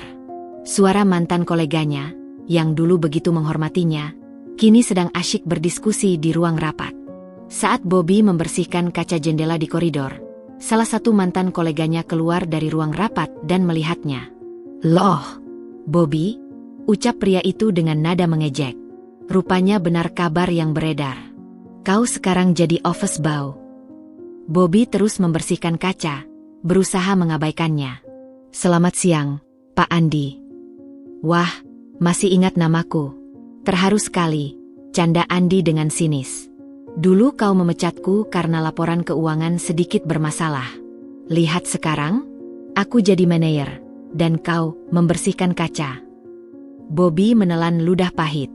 Saya senang untuk kesuksesan Anda. Ya, tentu saja kau senang. Andi mendekat, suaranya berbisik tajam. Kau tahu, kami semua di perusahaan lama sangat senang mendengar kejatuhanmu. Kau pantas mendapatkan ini semua. Bobby, ingat bagaimana kau memperlakukan staf MU dulu. Sebelum Bobby sempat membalas, Pak Rudi muncul dari ujung koridor. Bobby, kenapa lama sekali? Aku bilang bersihkan semua toilet, bukan mengobrol. Maaf, Pak. Langsung saya kerjakan, jawab Bobby cepat. Andi tertawa kecil. Ternyata ada bos yang lebih galak dari kamu dulu. Nikmati pekerjaan barumu, Bobby. Sepanjang siang itu, Bobby membersihkan toilet dengan perasaan hancur. Setiap sentikan sikat di kloset seolah mengingatkannya pada perlakuan buruknya dulu terhadap karyawan-karyawan yang ia anggap rendah. Saat ia sedang membersihkan wastafel, seorang office boy lain yang lebih muda, Ari, mendekatinya. Pak Bobby, jangan dengarkan mereka, bisik Ari. Saya dengar cerita tentang Bapak. Tapi saya lihat Bapak berbeda dengan cerita-cerita itu. Bapak rendah hati dan baik. Bobby terkejut. Terima kasih, Ari. Tapi, mereka benar. Dulu aku memang orang yang buruk. Tapi sekarang tidak, kan? Senyum Ari. Itu yang penting. Kata-kata Ari menghangatkan hatinya. Untuk pertama kalinya sejak bekerja di sini, seseorang memperlakukannya seperti manusia. Sore hari, ketika hujan masih belum reda, Bobby harus membeli kopi untuk seluruh staf di lantai 3. Dengan payung tua yang hampir rusak, ia berjalan ke warung kopi di seberang jalan. Saat menunggu pesanan, ia melihat seorang anak jalanan basah kuyup. Tanpa pikir panjang, Bobby membelikan anak itu segelas teh hangat dan sebungkus roti. Terima kasih, Om, ucap anak itu dengan mata berbinar. Sama-sama, Nak. Hati-hati di jalan, jawab Bobby. Saat ia kembali ke kantor dengan membawa belasan cup kopi, Pak Rudi memeriksa pesanannya. Kok lama sekali? Kau pasti main-main dulu, hardiknya. Maaf, Pak. Hujan deras, jawab Bobby singkat. Alasan lagi. Besok kau harus datang lebih pagi. Sekarang lap semua lantai lagi, kotor karena air hujan. Bobby mengangguk, lalu mulai bekerja lagi. Hari ini adalah ujian kesabaran yang berat, tapi ia berhasil melewatinya tanpa membalas atau membenci. Dalam hatinya, ia mulai memahami makna kerendahan hati yang sesungguhnya. Pulang kerja, dalam angkot yang penuh, Bobby tersenyum kecil. Hari ini ia belajar bahwa perubahan tidak harus diakui orang lain. Yang penting ia tahu dirinya sudah berubah menjadi lebih baik. Dan itu sudah cukup untuk membuatnya tetap bertahan. 6 bulan telah berlalu sejak Bobby memulai hidup barunya. Musim hujan telah berganti dengan kemarau yang terik. Namun kondisi kehidupan Bobby tidak banyak berubah. Ia masih bekerja sebagai office boy, masih tinggal di rumah kontrakan yang pengap, dan masih berjuang memenuhi kebutuhan sehari-hari keluarganya. Namun, ada perubahan halus dalam dirinya, sebuah ketenangan dan penerimaan yang mulai tumbuh, menggantikan kepahitan dan penyesalan yang dulu menggerogotinya. Suatu Senin pagi, Bobby mendapat tugas khusus untuk mengantarkan dokumen penting ke sebuah perusahaan konsultan di sudut kota yang lebih mentereng. Ini adalah pertama kalinya dalam 6 bulan ia ditugaskan keluar kantor, dan ia merasa sedikit gugup. Bobby, dokumen ini harus sampai sebelum jam 10 pagi, ucap Pak Rudi sambil menyerahkan amplop coklat tebal. Jangan sampai hilang, jangan sampai terlambat. Kalau tidak, kau tahu akibatnya. Baik, Pak. Saya akan berhati-hati, jawab Bobby sambil menerima dokumen itu. Perjalanan dengan angkot dan bus memakan waktu hampir 1 jam. Saat ia tiba di gedung perkantoran megah yang dituju, ia merasa sedikit terengah-engah. Gedung ini mengingatkannya pada masa lalunya yang gemilang, Tapi kini ia hanya tamu dari luar, seorang kurir sederhana. "Permisi, saya dari PT Surya Mandiri mengantarkan dokumen," ucap Bobby pada resepsionis dengan sopan. Resepsionis muda itu menyuruhnya menunggu di lobi. Bobby duduk di sofa kulit yang mewah, merasa sedikit tidak nyaman dengan seragam office boy-nya yang sudah lusuh di antara para eksekutif yang lalu lalang dengan setelan jas mereka.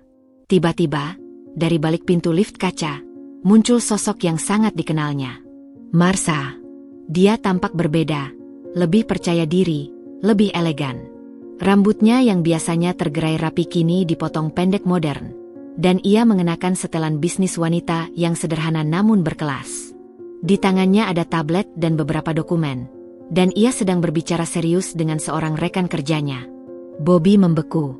Jantungnya berdebar kencang, campuran antara rasa rindu, malu, dan penyesalan. Ia berharap Marsha tidak melihatnya, tapi nasib berkata lain. Marsha melirik ke arahnya, dan untuk sesaat, ekspresi wajahnya kosong. Kemudian, pengenalan itu muncul, diikuti oleh kejutan yang tersamar. "Bobby," ucapnya perlahan, mendekat. Bobby berdiri, tangan gemetar memegang amplop dokumen. "Halo, Marsha. Apa yang kau lakukan di sini?" tanya Marsha. Matanya menyapu seragam Bobby yang jelas-jelas menunjukkan posisinya sekarang. "Saya mengantarkan dokumen," jawab Bobby, menunduk malu. Marsha mengangguk perlahan. "Saya dengar kabar tentangmu." Bobby menarik napas dalam. "Saya pantas mendapatkan semua ini, Marsha. Tidak ada yang perlu disesali." Ada keheningan singkat yang terasa sangat panjang. Marsha kemudian memberi isyarat pada rekan kerjanya untuk pergi lebih dulu. "Mari kita bicara sebentar," ucapnya, menunjuk ke sebuah ruang meeting kecil di samping lobi. Mereka masuk dan duduk berhadapan. Bobby tidak berani menatap langsung mata Marsha. "Bagaimana orang tuamu?" tanya Bobby dengan suara pelan. "Mereka baik-baik saja. Ayah membelikanku perusahaan kecil untuk kukelola. Ini adalah cabangnya," jawab Marsha. Tangannya menunjuk sekeliling.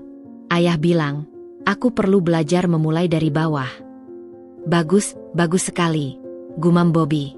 "Dan kamu bahagia?" Marsha memandangnya lama. "Aku belajar banyak, Bobby. Belajar bahwa kekayaan bukan segalanya, bahwa kesederhanaan punya nilainya sendiri. Ayahku sengaja membesarkanku dalam kesederhanaan karena tidak ingin aku tumbuh seperti kita dulu." Kata-kata itu menyakitkan, tapi Bobby mengangguk. "Ayahmu orang bijak.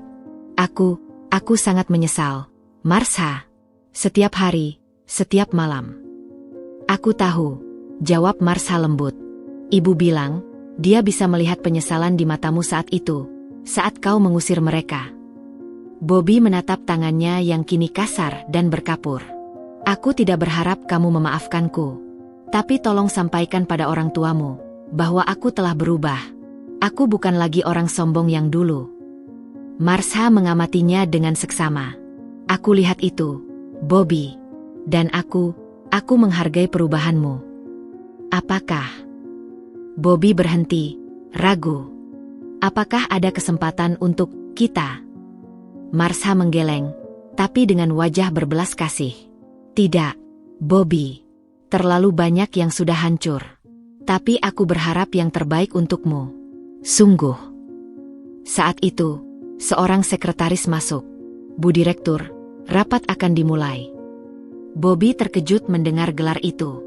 Marsha sudah menjadi direktur di usianya yang masih relatif muda. "Maaf, Bobby. Aku harus pergi," ucap Marsha sambil berdiri. Bobby juga berdiri. "Terima kasih, sudah mau bicara padaku." Marsha mengangguk. "Semoga kau menemukan kedamaian, Bobby." Dia berbalik dan pergi, meninggalkan Bobby sendirian di ruang meeting. Bobby berdiri beberapa saat lama, memandangi pintu yang telah ditutup Marsha. Ada rasa pedih, tapi juga kelegaan aneh. Setidaknya, Marsha baik-baik saja. Setidaknya, dia masih mau berbicara padanya. Dalam perjalanan pulang, Bobby merenungkan kata-kata Marsha. "Aku belajar bahwa kekayaan bukan segalanya." Betapa benar perkataan itu. Kini, dengan gaji kecilnya, Ia justru menemukan kepuasan yang tidak pernah ia rasakan saat bergelimang harta. Malam itu, untuk pertama kalinya sejak kejatuhannya, Bobby bisa tersenyum dengan tulus. Pertemuan hari ini menyakitkan, tapi juga menyembuhkan. Ia tahu tidak ada jalan kembali untuk mereka berdua, tapi setidaknya ada harapan untuk masa depannya sendiri. Sebuah harapan untuk menjadi manusia yang lebih baik, dengan atau tanpa kekayaan. Minggu-minggu berlalu setelah pertemuan tak terduga dengan Marsha. Bobby mencoba fokus pada pekerjaannya dan kehidupan barunya yang sederhana. Namun bayangan percakapan mereka terus menghantuinya. Ada sesuatu dalam cara Marsha berbicara, dalam ketenangannya, yang membuat Bobby merasa bahwa sesuatu yang penting akan segera terjadi. Suatu Sabtu sore, Bobby mendapat tugas lembur membersihkan kantor karena besoknya akan ada kunjungan penting. Dengan sendirian di gedung perkantoran yang sepi, ia menyelesaikan pekerjaannya dengan hati-hati. Saat membersihkan meja di bagian administrasi, matanya tanpa sengaja tertuju pada koran mingguan yang terbuka di halaman sosialita. Dan di sana, di halaman kedua, terpampang besar-besarkan foto Marsha. Judulnya membuat jantungnya berhenti berdetak. Putri konglomerat Surip bertunangan dengan pengusaha muda berbakat. Bobby terjatuh di kursi. Tangannya gemetar memegang koran itu. Foto Marsha tersenyum bahagia di samping seorang pria tampan berpenampilan rapi. Pria itu mengenakan kemeja sederhana, tidak berusaha pamer, tapi dari caranya berdiri terlihat percaya diri yang sehat, bukan sombong. Dengan napas tersengal, Bobby membaca artikel itu. Marsha Surip, putri tunggal konglomerat low profile, Pak Surip, akhirnya menemukan belahan jiwanya. Adalah Kevin Wijaya, pengusaha muda pendiri startup teknologi yang sukses, yang berhasil memenangkan hati sang putri. Pertunangan mereka diumumkan dalam acara sederhana di rumah keluarga Surip. Bobby tidak bisa terus membaca. Matanya berkunang-kunang. Foto Kevin tersenyum hangat, tangan terulur memegang tangan Marsha, terlihat begitu natural dan tulus. Tidak seperti dirinya dulu yang selalu berpose dengan penuh gengsi. Jadi, dia sudah menemukan penggantiku, bisik Bobby pada ruangan kosong. Suaranya pecah. Ia terus memandangi foto itu. Marsha tampak benar-benar bahagia. Jenis kebahagiaan yang tidak pernah ia lihat selama mereka bersama. Di matanya ada kedamaian, penerimaan, dan yang paling menyakitkan, ada cinta yang tulus untuk pria di sampingnya. Tiba-tiba, ingatannya melayang pada malam ketika ia melamar Marsha. Saat itu, ia menyewa seluruh restoran bintang 5, memesan cincin tunangan seharga mobil, dan mengundang semua orang penting untuk menyaksikan. Marsha tersenyum, tapi sekarang Bobby menyadari, senyum itu tidak sampai ke matanya. Tidak seperti senyuman dalam foto koran ini. Aku tidak pernah membuatmu bahagia, bukan? Gumamnya pada foto Marsha. Aku hanya memberimu kemewahan, bukan kebahagiaan. Keesokan harinya, Bobby harus menjalani hari Minggu dengan perasaan hancur. Keluarganya melihatnya tidak enak badan, tapi Bobby tidak berani bercerita tentang apa yang membuatnya sedih. Kamu baik-baik saja, nak? Tanya Bu Santi saat sarapan. Baik, Bu. Hanya sedikit lelah, jawab Bobby memaksa senyum. Tapi di balik senyumnya, ada luka yang dalam. Setiap kali ia menutup mata, ia melihat foto Marsha dan Kevin. Setiap kali ia membuka mata, ia diingatkan pada kesempatan yang telah ia sia-siakan. Senin pagi, di kantor, Maya menyapanya dengan ceria seperti biasa. Selamat pagi, Pak Bobby. Ada kabar baik nih, saya akan menikah bulan depan. Bobby terpana. Selamat, Maya. Dengan siapa? Dengan teman SMA, Pak.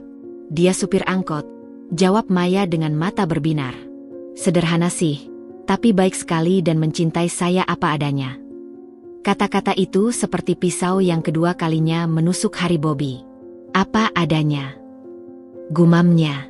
Ya, Pak. Dia tidak kaya, tapi selalu jujur dan tulus. Kata ibu saya, cari suami yang baik hatinya, bukan yang banyak hartanya. Bobby tersenyum getir. Ibu, kamu bijak sekali. Sepanjang hari, Bobby bekerja dalam kesunyian. Pikirannya terus kembali pada Marsha dan Kevin. Ia membayangkan bagaimana pertunangan sederhana mereka, berbeda dengan pesta mewah yang ia rancang dulu.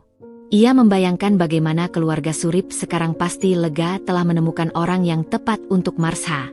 Saat pulang kerja, Bobby membeli koran yang sama dan membaca artikel itu hingga tuntas. Di bagian akhir, ada kutipan dari Pak Surip. "Saya bangga pada pilihan Marsha. Kevin adalah pemuda yang rendah hati dan pekerja keras.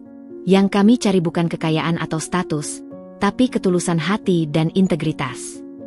Kata-kata itu seperti tamparan terakhir. Bobby melipat koran itu dan menyimpannya di tas. Ini akan menjadi pengingat abadi baginya.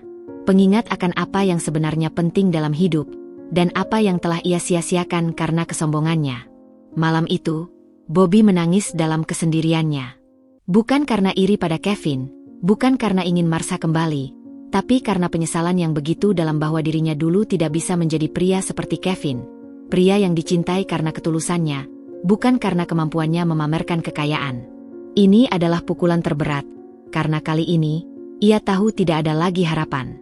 Babaknya dengan Marsha benar-benar telah berakhir, dan ia harus menerima bahwa kebahagiaan Marsha tidak akan pernah lagi melibatkannya.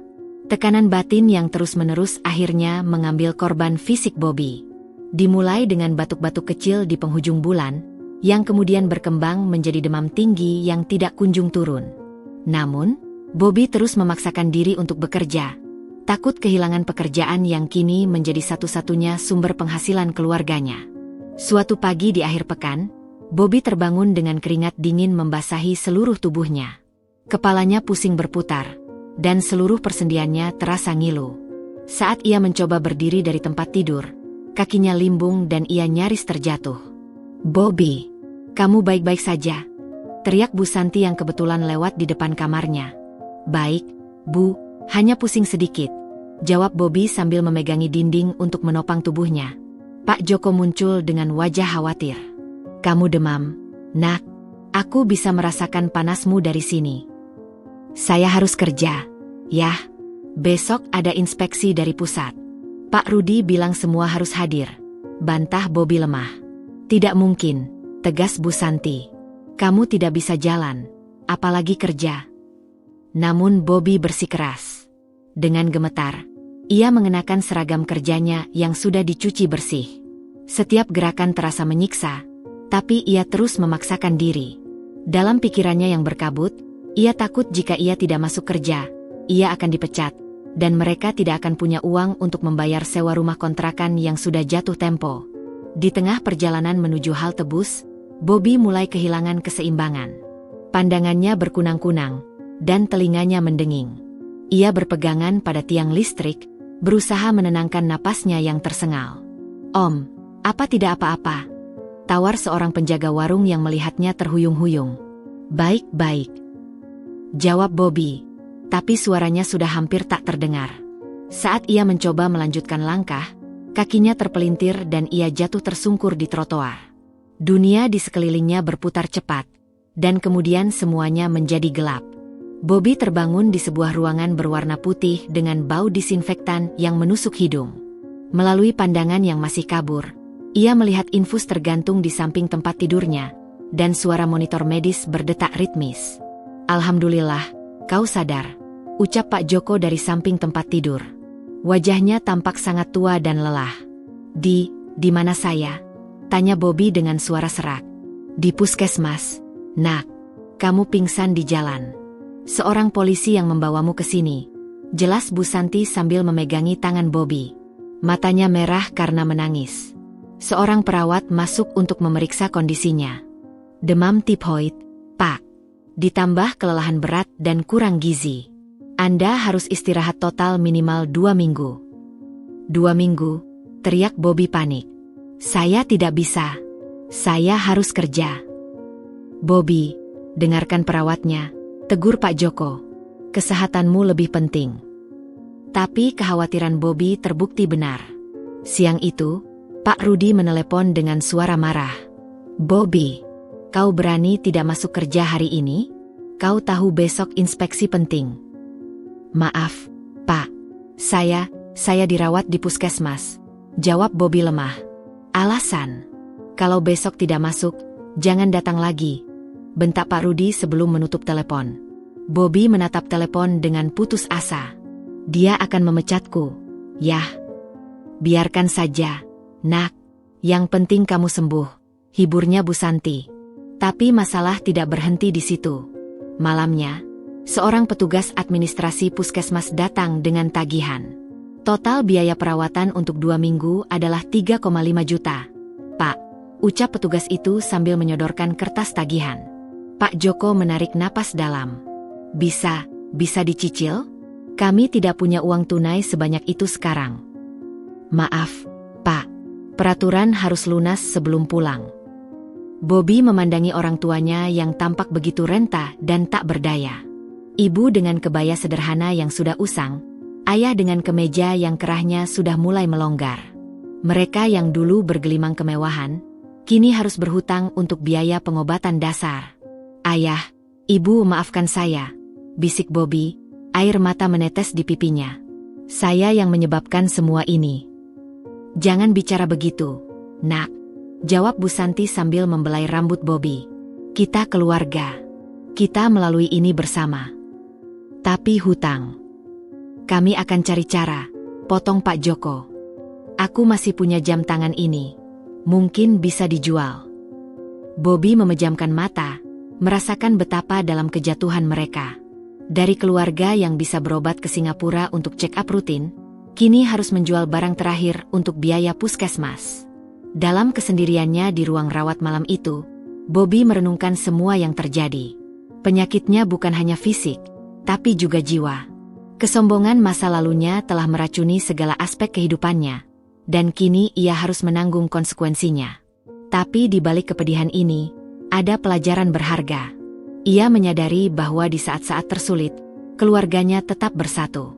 Cinta mereka tidak pernah pudar, meski kemewahan telah pergi. Dan untuk pertama kalinya sejak kejatuhannya, Bobby benar-benar memahami arti keluarga yang sesungguhnya. 2 minggu masa perawatan Bobby di puskesmas menjadi periode perenungan terdalam dalam hidupnya. Terpaku di tempat tidur dengan kondisi fisik yang lemah, ia memiliki banyak waktu untuk merenungkan setiap pilihan dan tindakan yang telah membawanya ke titik ini. Setiap detik dalam kesendiriannya diisi dengan refleksi dan penyesalan, tetapi juga dengan penemuan-penemuan baru tentang makna hidup yang sebenarnya. Suatu sore, saat sinar matahari senja menyusup melalui jendela kamar perawatan, Bobby memandangi sepasang suami istri tua di tempat tidur sebelah. Mereka tampak sederhana sekali, pakaian lusuh, tas kain usang, tapi wajah mereka dipenuhi kedamaian.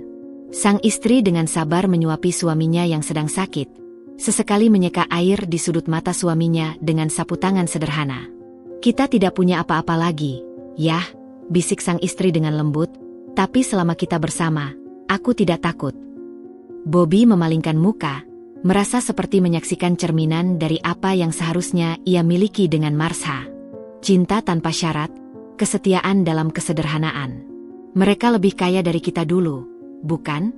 Gumam Bobby pada dirinya sendiri. Bu Santi yang sedang menjaganya mendengar gumaman itu. Apa katamu, nak? Tidak apa, Bu. Hanya berpikir, jawab Bobby sambil tersenyum lemah. Malamnya, saat Pak Joko datang bergantian menjaga, Bobby memulai percakapan yang jarang mereka lakukan. Ayah, maafkan saya, ucap Bobby tiba-tiba dalam kegelapan. Untuk apa, nak? Untuk semua ini. Untuk kehancuran kita. Untuk membuat ayah dan ibu harus menderita di usia senja. Pak Joko terdiam sejenak. Nak, ayah juga harus minta maaf. Ayah yang mendidikmu dengan nilai-nilai yang salah. Ayah yang mengajarkanmu bahwa kekayaan dan gengsi adalah segalanya. Tapi saya yang melakukannya. Yah, saya yang mengusir Pak Surip. Saya yang menghancurkan semuanya. Dengarkan, Bobby, ucap Pak Joko dengan suara bergetar. Kesalahan adalah guru terbaik. Ayah sekarang mengerti bahwa uang tidak bisa membeli segalanya.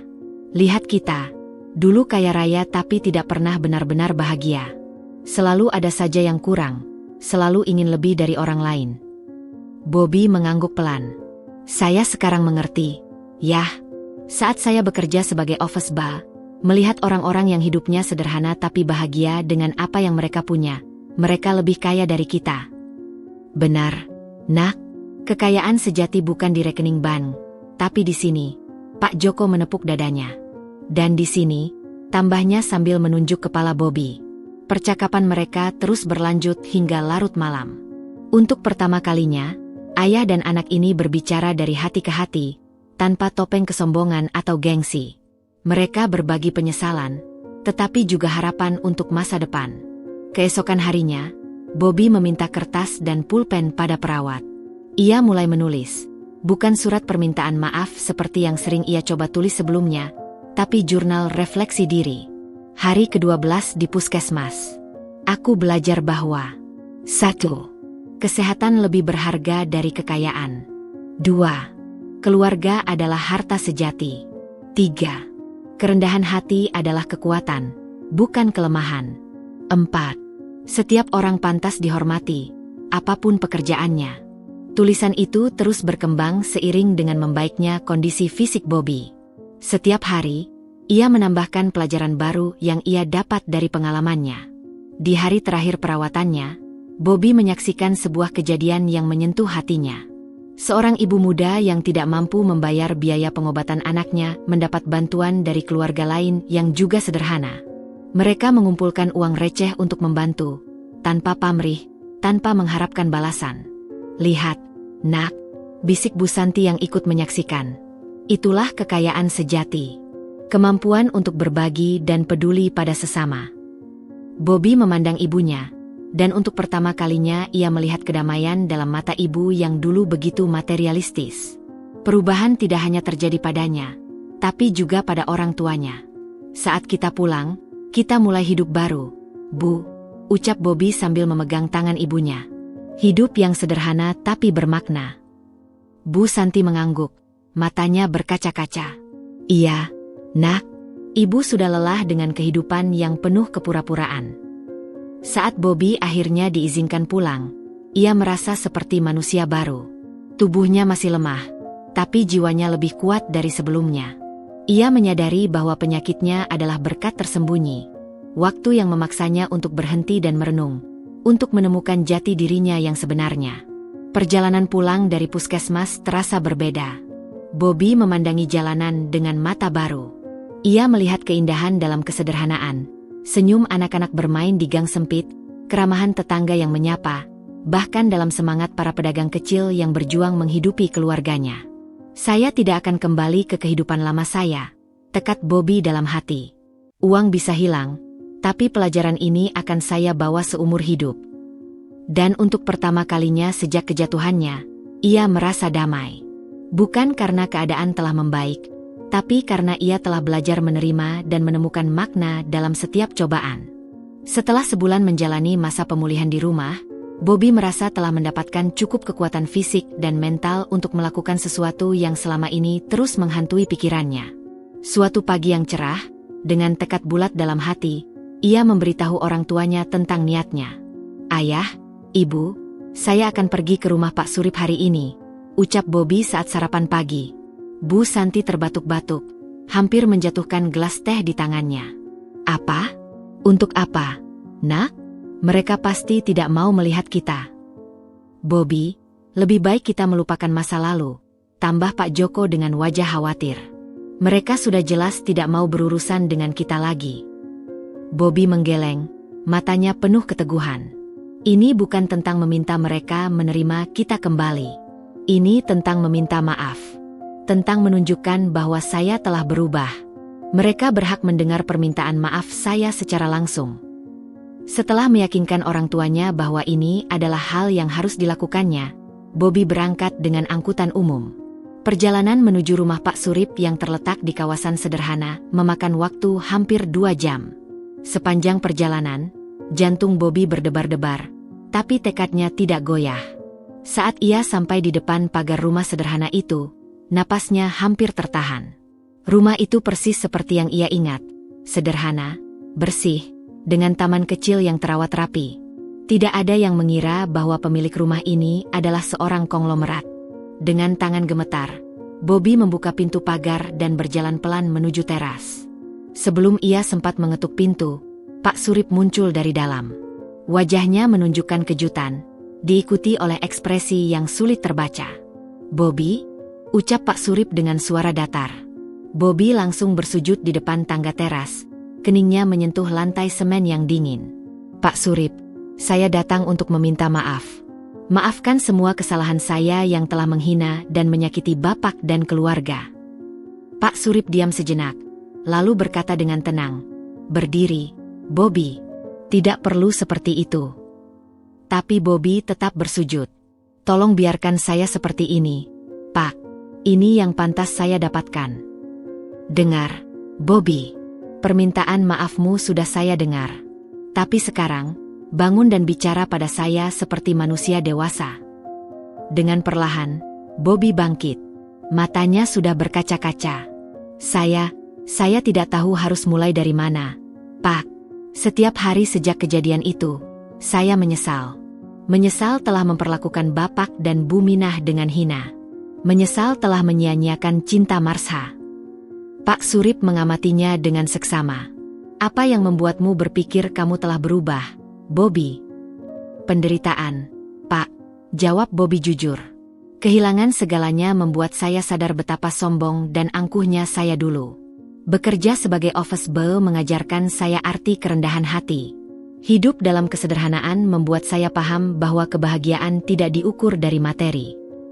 "Duduk," ucap Pak Surip sambil menunjuk kursi kayu di teras. Bobby duduk dengan patuh, tangannya masih gemetar.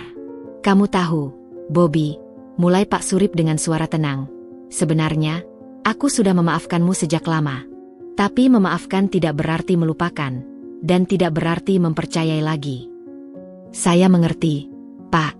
Saya tidak berharap Bapak mempercayai saya lagi. Saya hanya ingin Bapak tahu bahwa penyesalan saya tulus, dan saya telah menjadi manusia yang berbeda." Pak Surip menghela napas. "Aku sudah mendengar tentang perjuanganmu, tentang pekerjaanmu sekarang, tentang penyakitmu. Tapi satu hal yang ingin kutunggu adalah kedewasaan sejatimu. Dan hari ini, aku melihatnya." "Benarkah, Pak?" "Iya." Bobby yang dulu tidak akan pernah merendahkan dirinya seperti ini.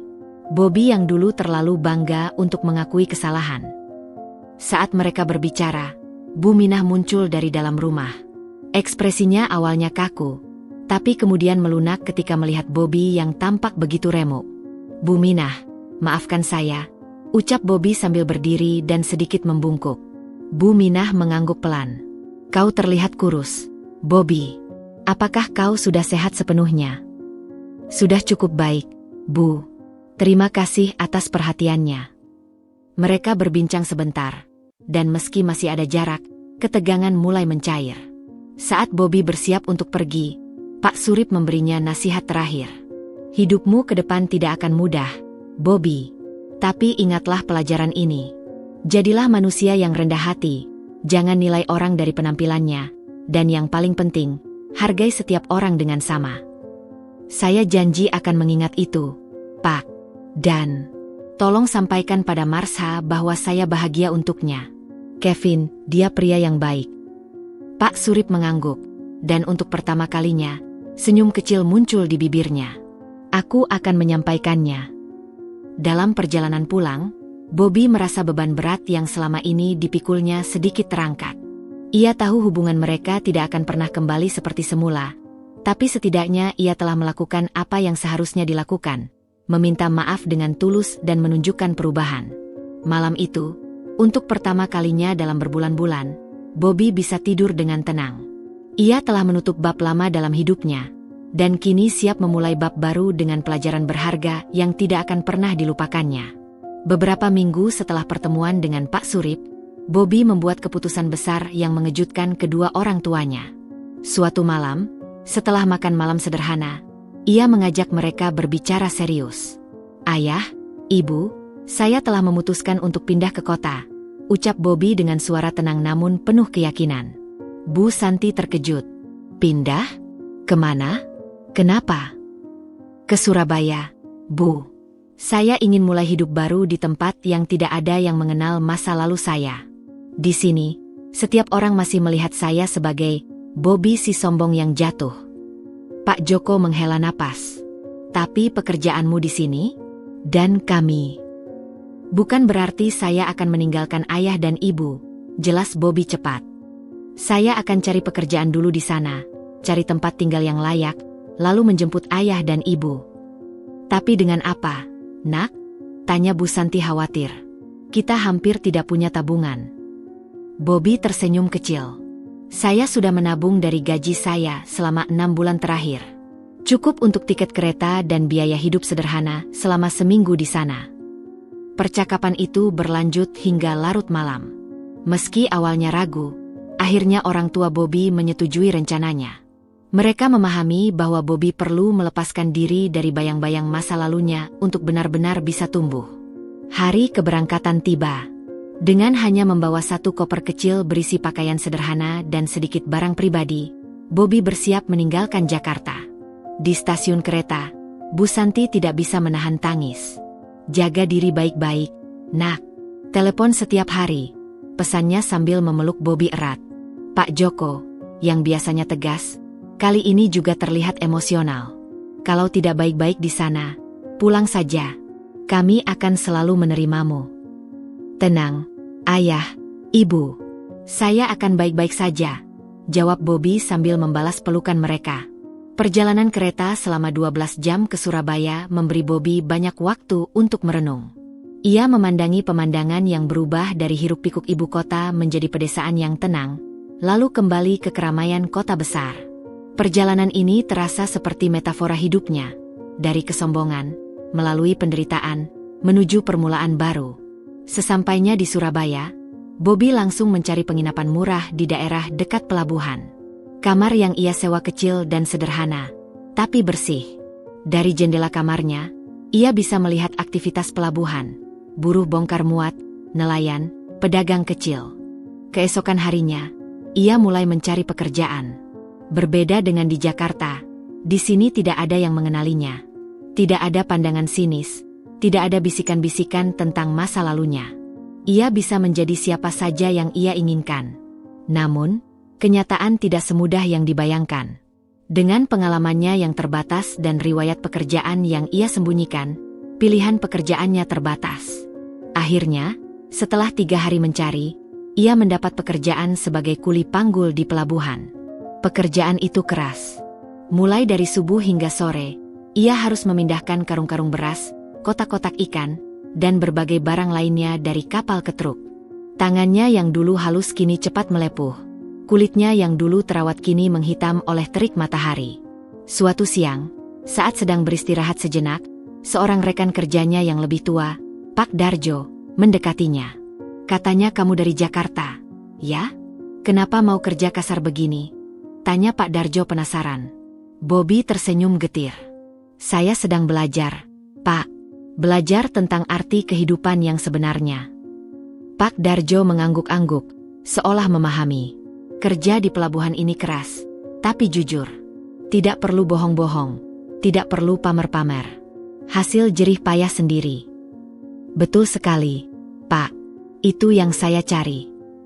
Hari-hari berlalu, dan Bobby mulai terbiasa dengan kehidupan barunya. Bangun pukul 4 pagi, bekerja hingga sore, pulang ke kamar kos yang sederhana, makan malam sederhana, lalu tidur. Rutinitas yang melelahkan secara fisik, tapi menenangkan secara mental. Suatu hari, saat sedang memindahkan karung beras yang sangat berat, Bobby hampir terjatuh. Seorang buruh lain segera membantunya. Hati-hati, Bobby. Kalau cedera, siapa yang mau rawat? Ucap buruh itu. Terima kasih, Bang, jawab Bobby sambil menghela napas. Kamu anak muda, masih kuat.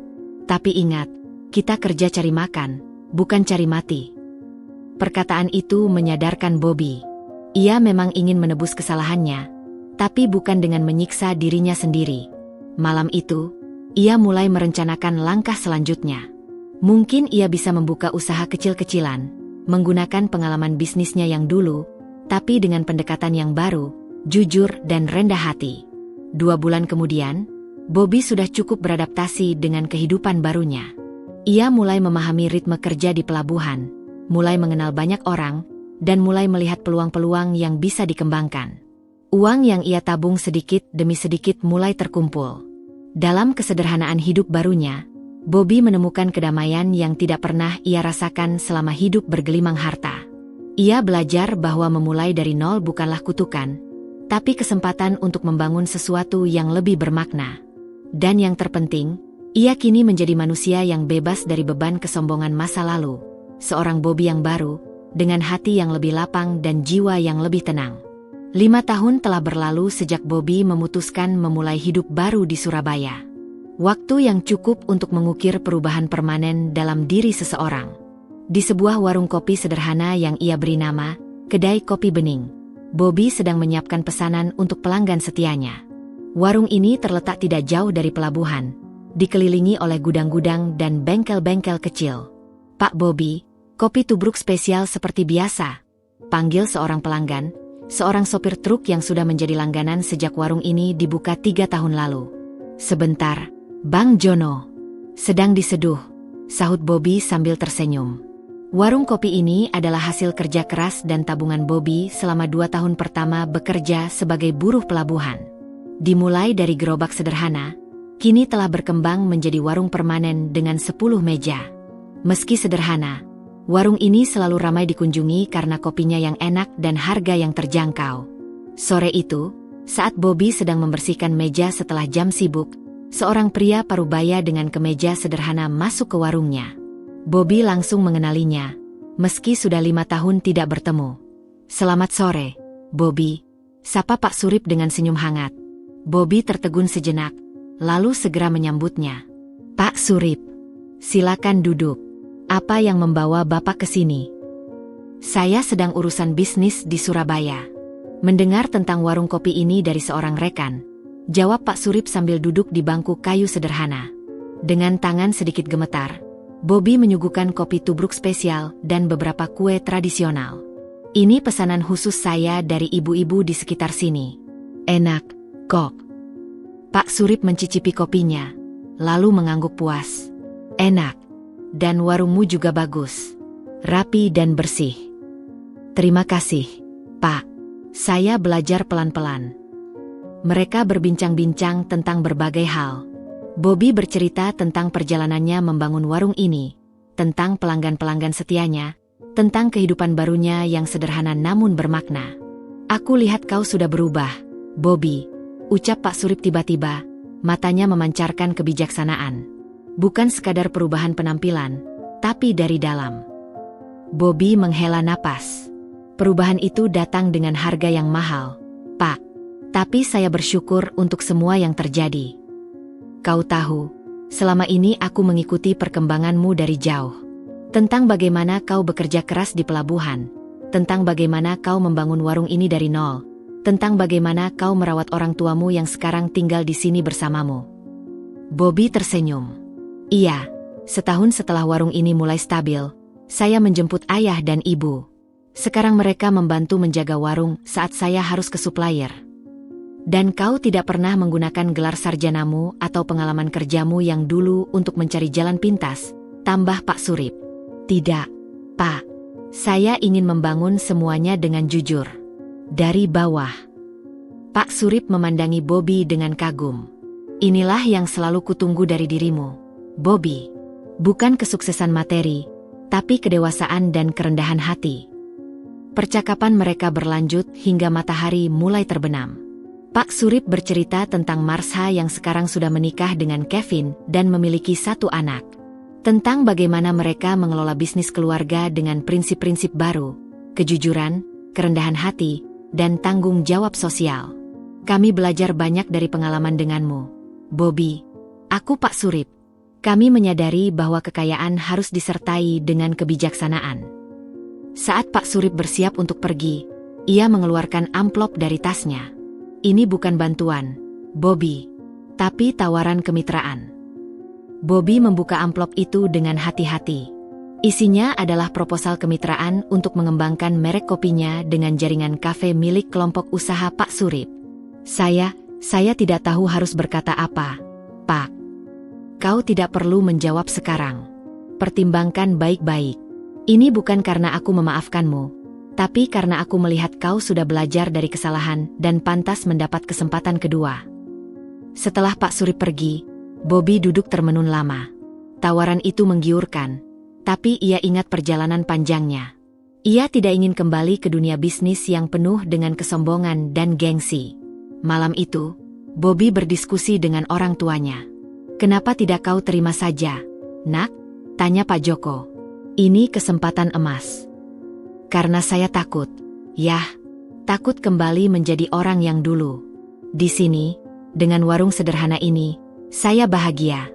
Saya tidak ingin kehilangan itu." Bu Santi memegang tangan Bobby. "Nak, menerima tawaran itu tidak berarti kau akan kembali menjadi sombong. Justru ini kesempatan untuk membuktikan bahwa kau memang sudah berubah." Pikiran Bobby terasa berputar-putar. Di satu sisi, ia ingin mempertahankan kehidupan sederhana yang telah memberinya kedamaian. Di sisi lain, ini adalah kesempatan untuk tumbuh lebih besar tanpa harus mengorbankan prinsip-prinsip barunya. Akhirnya, setelah bermalam-malam merenung, Bobby memutuskan untuk menerima tawaran itu, tapi dengan syarat-syarat tertentu. Ia ingin tetap terlibat langsung dalam produksi kopi, ingin memastikan kualitas dan keaslian rasanya terjaga, dan yang paling penting, ingin para petani kopi yang selama ini menjadi supliernya mendapat bagian yang adil. Ketika ia menyampaikan syarat-syarat ini pada Pak Surip melalui telepon, jawabannya membuatnya tersenyum. "Syukurlah kau tetap memegang prinsipmu, Bobby. Justru itulah yang kami cari, seorang partner yang jujur dan punya integritas." Perubahan hati tidak hanya terjadi pada Bobby, tapi juga pada Pak Surip. Dari seorang yang dulu dihina dan diusir, kini menjadi seseorang yang memberikan kesempatan kedua. Dan Bobby, dari seorang yang sombong dan angkuh, kini menjadi manusia yang rendah hati dan bijaksana. Mereka mungkin tidak akan pernah kembali menjadi keluarga, tapi mereka telah menemukan sesuatu yang mungkin lebih berharga, saling menghargai sebagai sesama manusia yang telah belajar dari kesalahan masing-masing. 2 tahun telah berlalu sejak Bobby menerima tawaran kemitraan dari Pak Surip. Kedai Kopi Bening kini telah bertransformasi menjadi Bening Coffee, sebuah merek kopi lokal yang memiliki 5 cabang di Surabaya dan 1 cabang di Jakarta. Namun, berbeda dengan perusahaannya yang dulu yang penuh dengan kemewahan dan gengsi, bisnis Bobby yang baru ini dikelola dengan prinsip-prinsip yang sama sekali berbeda. Suatu pagi, Bobby sedang memeriksa kualitas biji kopi di gudang penyangraiannya yang sederhana. Ia masih mengenakan celana jeans dan kaos sederhana, meski kini ia bisa saja mengenakan setelan mahal. Bagi Bobby, pakaian tidak lagi menentukan siapa dirinya. "Pak Bobby, ada tamu dari Jakarta," lapor seorang karyawan. Bobby mengangguk dan berjalan ke ruang tamu kecil di samping gudang. Yang menunggu di sana adalah Pak Surip, tapi kali ini ia tidak sendirian. Seorang pemuda tampan dengan senyum hangat berdiri di sampingnya. Kevin, suami Marsha. "Selamat pagi, Pak Surip." "Dan Kevin," sapa Bobby dengan ramah, menjabat tangan mereka. "Kami sedang dalam perjalanan ke Bali dan mampir sebentar," ujar Pak Surip. "Kevin ingin melihat operasimu langsung." Kevin tersenyum. "Saya dengar banyak cerita tentang kopi Bening. Bahkan Marsha sangat menyukai blend khusus yang kamu buat untuk ibu hamil." Bobby tersenyum lega. "Syukurlah. Bagaimana kabar Marsha dan bayi?" "Sangat baik. Mereka menunggu di hotel," jawab Kevin. "Marsha sebenarnya ingin datang, tapi..." "Tidak perlu," potong Bobby dengan lembut. "Saya mengerti." Mereka kemudian berkeliling fasilitas produksi. Bobby dengan antusias menjelaskan prosesnya, dari pemilihan biji kopi hingga penyangraian. Yang mengejutkan mereka, Bobby masih terlibat langsung dalam setiap proses, termasuk memikul karung-karung kopi. "Kamu masih melakukan pekerjaan fisik?" tanya Kevin heran. "Kenapa tidak?" jawab Bobby sambil tersenyum. "Ini mengingatkan saya pada awal perjalanan. Dan yang paling penting, ini membuat saya tetap rendah hati." Setelah berkeliling, mereka duduk di ruang tamu. Pak Surip mengeluarkan dokumen dari tasnya. "Bobby, kami datang dengan tawaran baru. Kami ingin Bening Coffee menjadi pemasok utama untuk seluruh jaringan hotel dan restoran grup kami." Bobby membuka dokumen itu. Nilainya cukup besar, bisa mengubah hidupnya sekali lagi. Tapi kali ini, reaksinya berbeda. "Terima kasih atas kepercayaannya, Pak. Tapi saya punya beberapa kondisi." Kevin mengangkat alis. Kondisi. Pertama, saya ingin memastikan bahwa petani kopi saya mendapat kenaikan harga yang wajar. Kedua, saya tidak ingin ekspansi terlalu cepat yang mengorbankan kualitas. Ketiga, Bobby berhenti sebentar. Saya ingin sebagian keuntungan dialokasikan untuk program pelatihan bagi anak-anak muda yang ingin belajar bisnis kopi. Pak Surip dan Kevin saling memandang, lalu tersenyum. Kami tidak menyangka akan mendengar ini darimu, Bobby, ucap Pak Surip. Dulu, yang kamu pikirkan hanya keuntungan semata. Bisnis bukan hanya tentang uang, Pak. Ini tentang menciptakan nilai bagi semua pihak, dari petani hingga konsumen terakhir. Kevin mengangguk-angguk, kagum. Marsha benar. Kamu benar-benar telah berubah. Mereka kemudian menandatangani nota kesepahaman. Saat bersalaman, Bobby merasakan kedamaian yang aneh. Dulu, ia akan merasa ini adalah kemenangan besar. Kini, ia hanya merasa ini adalah tanggung jawab baru yang harus dijalani dengan baik. Setelah Pak Surip dan Kevin pergi, Bobby berjalan ke ruang kerjanya yang sederhana. Di dindingnya, tergantung foto-foto perjalanan bisnisnya. Dari saat ia masih menjadi office boy, membuka warung kopi pertama, hingga kini. Di sampingnya, tergantung kutipan favoritnya. Kekayaan sejati bukanlah apa yang kita miliki, tapi siapa diri kita sebenarnya. Malam itu, Bobby mengunjungi orang tuanya yang sekarang tinggal di rumah sederhana tapi nyaman di belakang fasilitas produksi kopinya. Bagaimana pertemuannya, Nak? Tanya Bu Santi. Kita dapat kontrak besar, Bu. Tapi yang lebih penting, kita dapat pengakuan bahwa perubahan kita adalah nyata. Pak Joko memandangi anaknya dengan bangga. Kamu telah membuktikan sesuatu yang lebih berharga dari semua kekayaan kita dulu. Nak, kamu telah membuktikan bahwa manusia bisa berubah menjadi lebih baik. Bobby tersenyum. Semua ini karena pelajaran dari Bapak dan Pak Surip. Kekayaan bisa hilang, tapi pelajaran dan perubahan karakter akan tetap selamanya. Beberapa bulan kemudian, bening kafe berkembang dengan sehat. Bobby tetap rendah hati, masih sering terlihat menyapu halaman atau menyajikan kopi langsung ke pelanggan. Ia telah menemukan keseimbangan antara kesuksesan bisnis dan kerendahan hati. Suatu hari, seorang karyawan muda bertanya padanya, "Pak Bobby, apa rahasia sukses Anda?" Bobby memandangnya dengan bijak. Kesuksesan sejati, Nak, bukan diukur dari seberapa besar bisnismu, tapi dari seberapa besar kamu bisa memberi manfaat pada orang lain, dan seberapa rendah hati kamu tetap berada di puncak. Karma memang pernah menghancurkannya, tapi justru kehancuran itulah yang membangunnya kembali menjadi manusia yang seutuhnya.